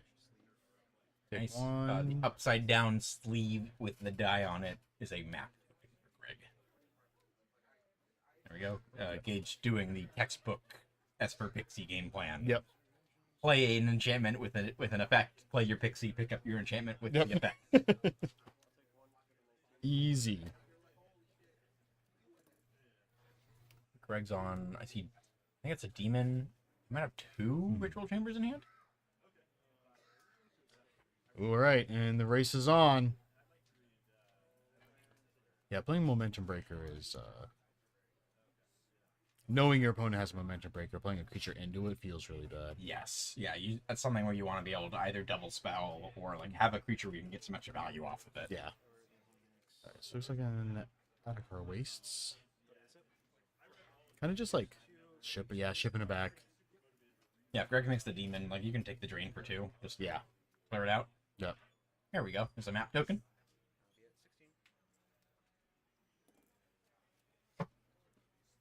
Soulstone Sanctuary. That one always feels really awkward in this matchup because it dies to nowhere to run. Mm-hmm. And it's like, I don't want to activate this. Yeah, It's a demon, but it dies. Some matchups it's incredibly good, and others it's like I just have this colorless land in my deck. It's sick. You might be able to kind of like sneak it in for lethal 1 turn, but like it's don't count on that. Yeah, no. He's a Vivian, so he did bring in Vivians. He's also technically clear to play it right now, which he can't know. Yeah. But if he decides just like I don't know, to tap out, slam my threat. Like It's like, got it. Draw a Seachrome Coast. Lots of lands from Gage Not this game. great draws for Gage. Just keep jamming. A cut down. That definitely kills a Pixie. Just ship it on back. Greg has another ritual chamber. Debate.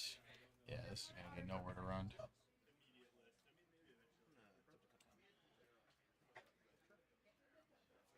Yep, there it goes.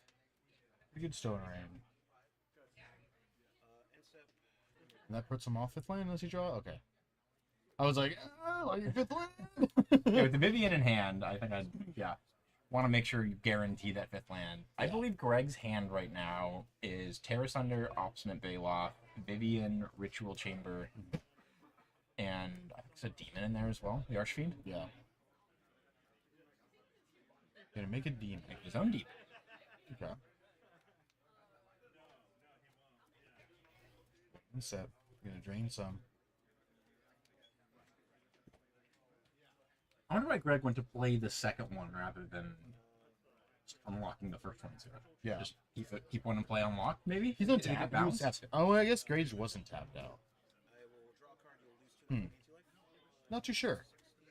I kind of like playing a land here and getting like Fear of Isolation and getting back for momentum right here.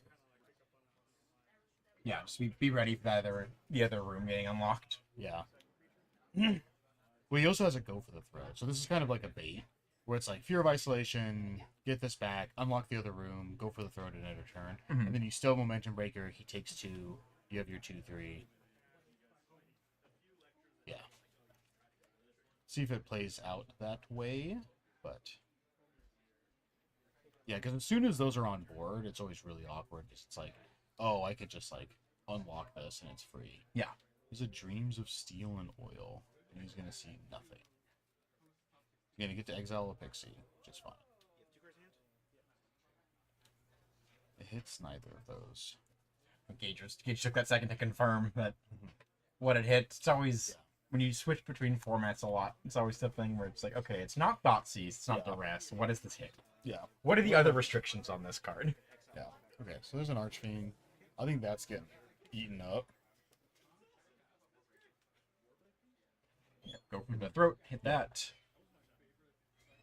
We're gonna draw a card, take another 2. Yeah, one of these lands being a Restless Anchorage at some point also would have been really beneficial to start like getting some extra value with map tokens and having a 2/3 flyer beating in this whole time. The Scavenger. yeah, thank you. You got me doing it. Yeah. I always want to say Optimistic Survivor because the whole set was all survivors, but it's like, no, this one's Optimistic Scavenger, and it's like, killing me, Smalls. Good with the draw. It's a I feel like land this is there. This is a difficult one now because Greg just has so many cards. And Gage is sitting on 1. He's just sitting on a Momentum Breaker, which Greg knows about. Yeah, it makes it really awkward to put a creature into play. Yeah. There's a Sentinel. Get a land. Sorry, get a map.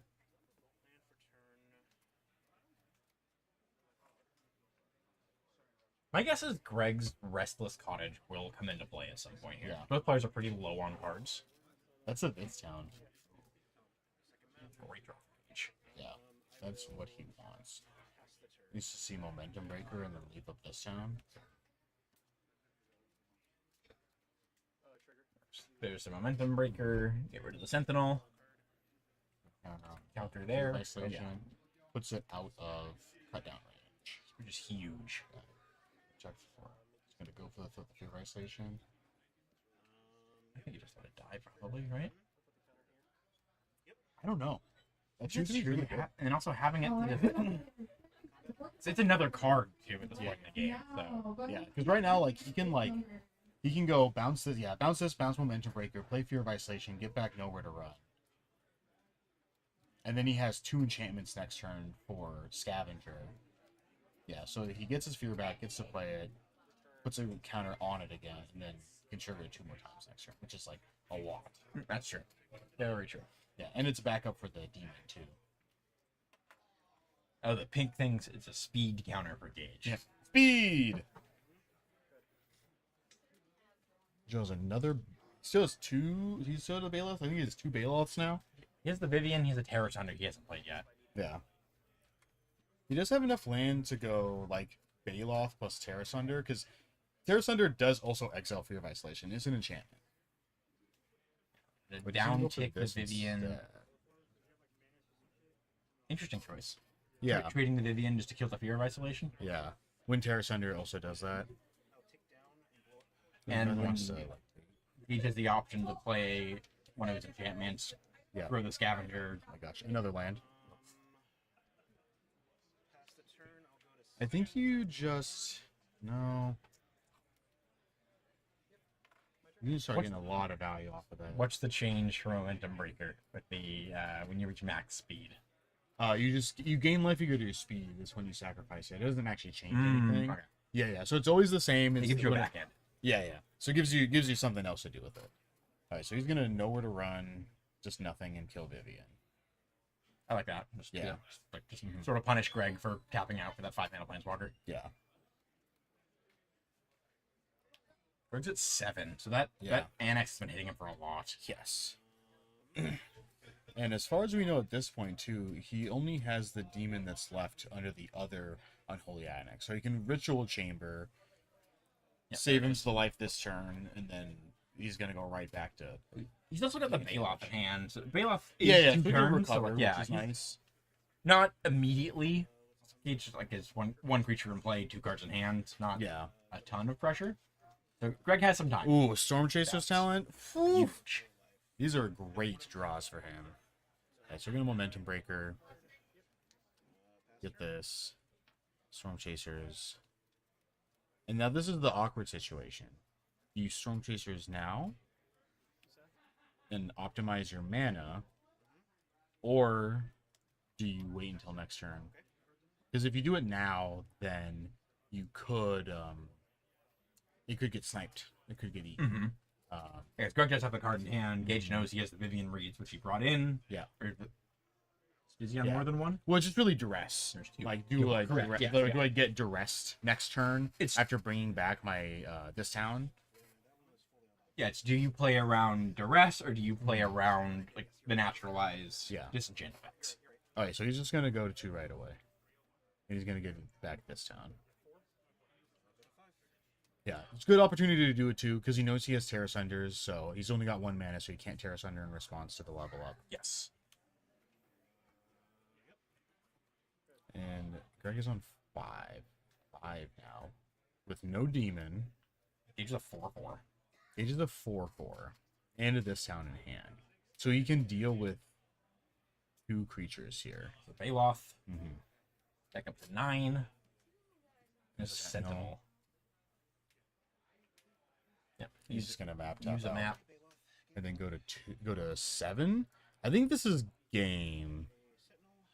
Because you can go this town, bounce Momentum Breaker, Bounce a creature. Trigger Prowess, play Momentum Breaker, Trigger prowess 3, 4, 7, 7. He's taking 2. Yeah, so this is game. We also said nowhere. And nowhere to run also helps. Let's see if he sees the line.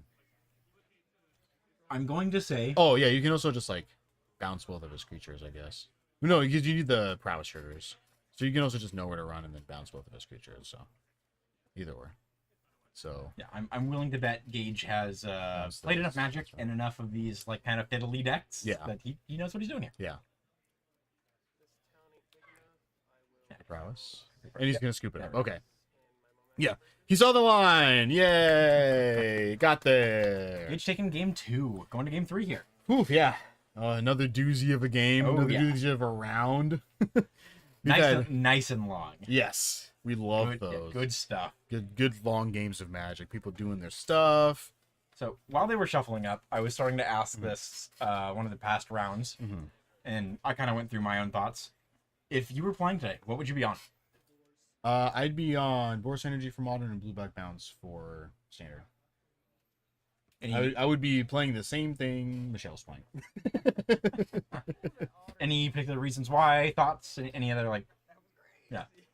background on the choices? I mean, Energy is just a good deck. Yes. It's definitely super solid. I think its only real bad matchup nowadays is like Eldrazi. Because not as many people are on Black-White. Especially here, we don't have a lot of people on Black-White. I think Black-White is like more or less gone from the top metagames now. Yeah. Like, it was really, really, really good at preying on Breach. Yes. Breach is gone, and now there's not really a deck that's and fantastic. It's fine against everything else. Like, it's not bad. You're also playing kind of like a slow 1-for-1 like Black-White creature value deck in Modern, which is not where you want to be in the format. For sure. I know, definitely. Blue-Black I actually like a lot right now, just in general. I'm going to be playing next weekend in Minneapolis, and that's going to be Standard. I'm going to be playing Blue-Black there. Just because I think it has a really good Pixie matchup. I think it's a really good aggro matchup. I think a lot of people are going to be on Pixie, which we saw today. We have 3 people on Pixie. And then we have multiple people on miscellaneous aggro decks. We have 5 people on the Corey Steel Cutter deck. Or like variations of like some blue-red prowess aggro deck. Yeah, and Blue-Black is very good into those decks. It's like not a very difficult matchup for them. The only real bad matchup that Blue-Black has that I think is just Domain. Not very good Domain.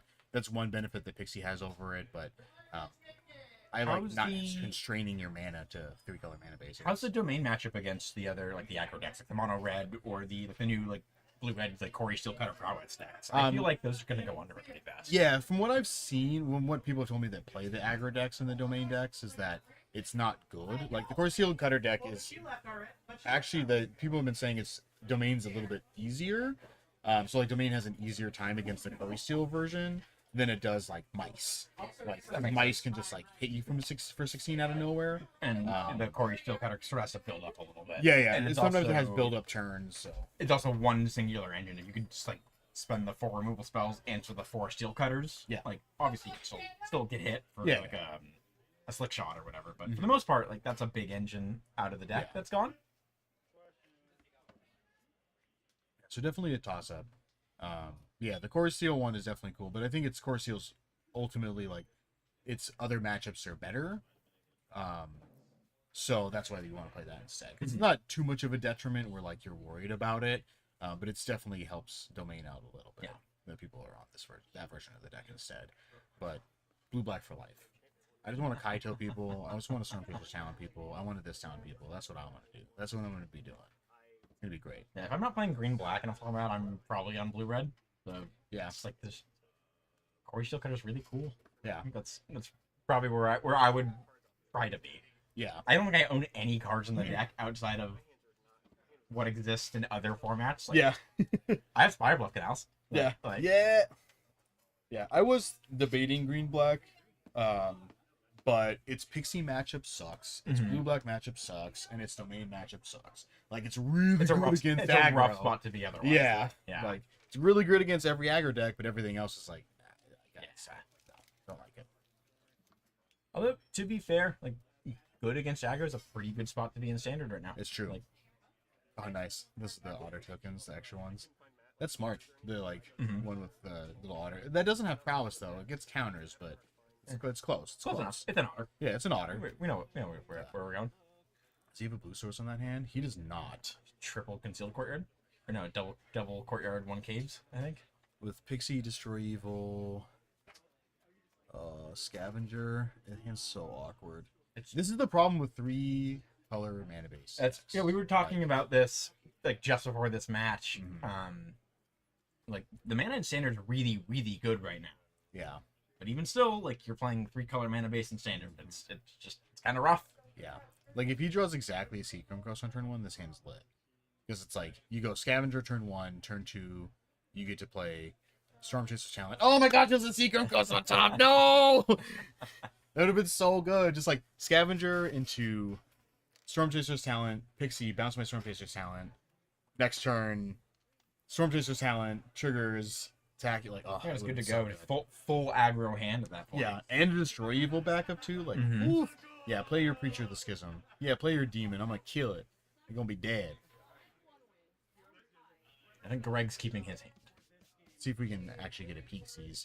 He's also one of those players that plays really close to the chest, so we can like get him to back it up a little bit. Very literally speaking. Yeah. So I'm guessing maybe a deflecting palm. Come on, Greg. Let's see what it is. All right. There's a forest and a green card, I think. I was gonna say it's a black card.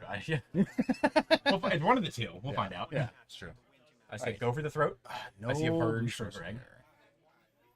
Triple nowhere to run. He can cast the spells in his hand here, though. Gage. So Yeah. this is a better spot to be. Yeah. With the mana, at least. I mean, I don't think so. It's double I don't- control courtyard. It's I the don't- same problem as the previous hand, but he has less lands.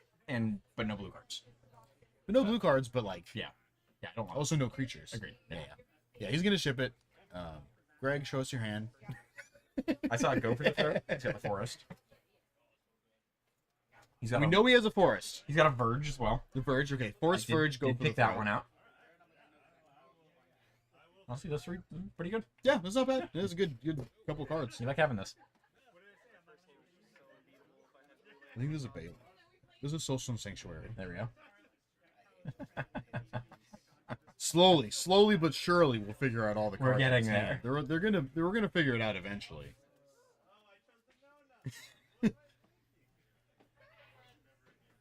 How can we do a better job campaigning to have players do the quick, like, hey, Yeah, they're like, here's my hand, fan. yeah, still had all these.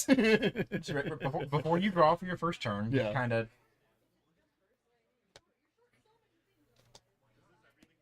Gauge down to 5. So here's the setup. Michelle is at like 25, Carlos is at 3, dead to flyers. He 15s her and then kills them both with Sunspine Link to draw the game. All right, I think he's keeping this one. He's got an Anchorage, a Kieran, Fear of Isolation, Storm Chaser's Talent, Destroy Evil, Atacara Wastes, and a Dark Six Shores. That seems really great. Fortunately, on 5, but Yeah, but Still, still a good 5. Silverblood, I think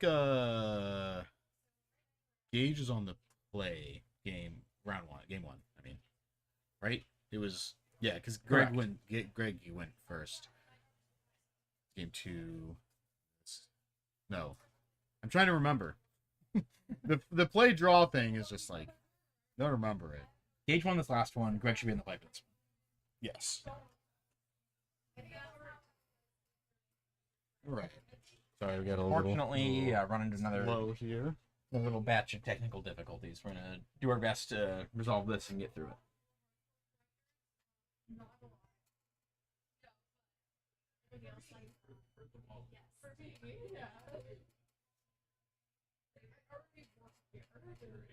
Trying even another peek at Greg's hand, so that we've got these tech difficulties causing it, and unfortunately, I'm not having any easier of a time with like the little bits we can see. I think we might have a Mosswood Dread Knight on the far left. That's again, it's rough just going off the corners of cards. There we go. Back in. Sorry, folks. Whip it. Jumping ahead just a little bit. Looks like Greg just casted Duress. And I believe he whiffed on it because Gage has 3 cards flipped up, nothing in graveyard. Gage with a Pixie, pick up the talent, and replay the talent, get another Otter. Prowess. Duress. Did you Duress hit nothing? I believe it did. Yeah, double Kieran and a Pixie in hand.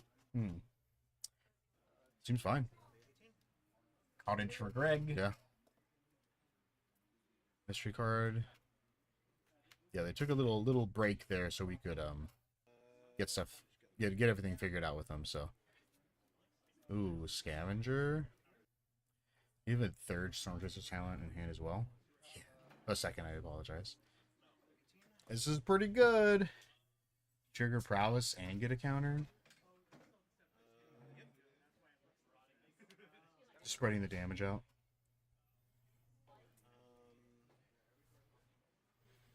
Jam.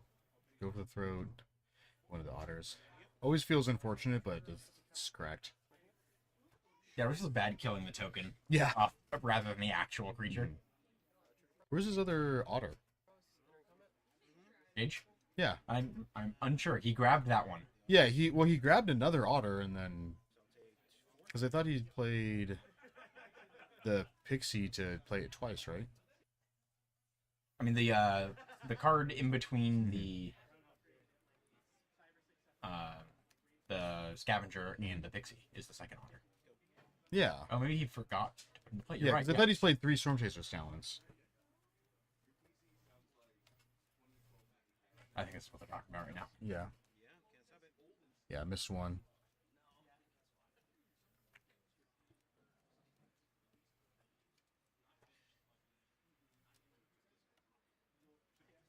I think this is missable. Yeah, because it's not like trying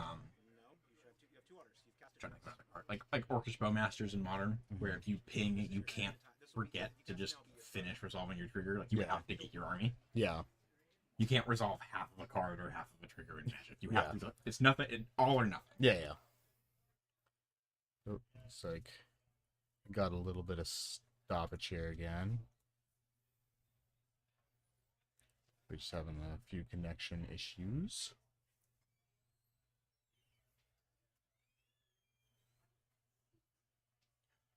Quick reset right there. Should be good to go right when we pop back up in a second.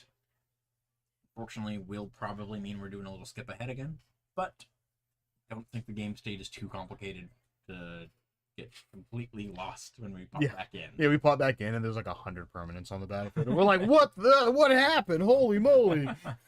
What? Each player has three planeswalkers. Yeah. 3 different emblems. Yep. Someone had the initiative for some reason. It's like each player Genesis wave for like 10 twice. What like, happened? What's going on? What year is it?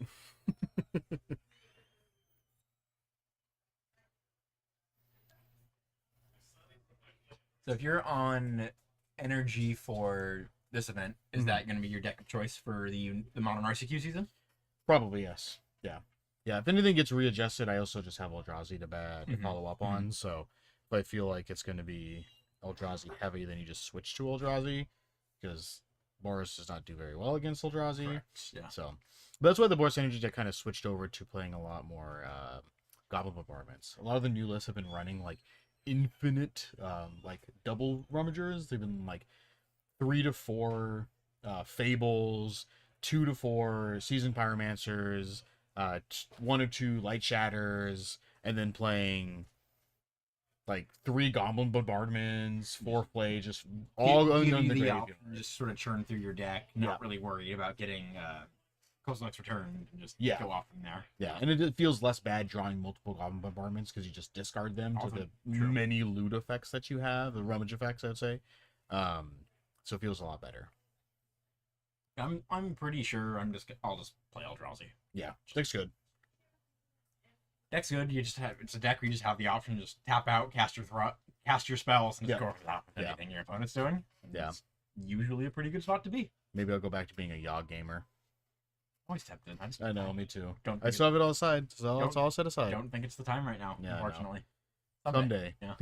Someday we'll have our day in the sun again. Have you played the Samwise deck at all? I have not. I've been looking at that one too. Same. Though. I've been tempted, but Yeah. have not Yeah. actually started putting it together. I don't have a lot of the cards for it. Oh yeah. I just don't know which foil Samwises I want. So it's the hardest choice. That's the most difficult part. There's other stuff that's like I have to get the foil fetches and shocklands, and I'm like, I don't know. My stuff's not foiled, but I do have most of my green black like original printing or retro frame, Yeah. and I think I'm short a retro temple garden. Oh so we need yeah. to find one of those. Yeah. These little concerns you add on when you were overly concerned about how your deck's aesthetics are. Yeah. These first world problems. Absolutely.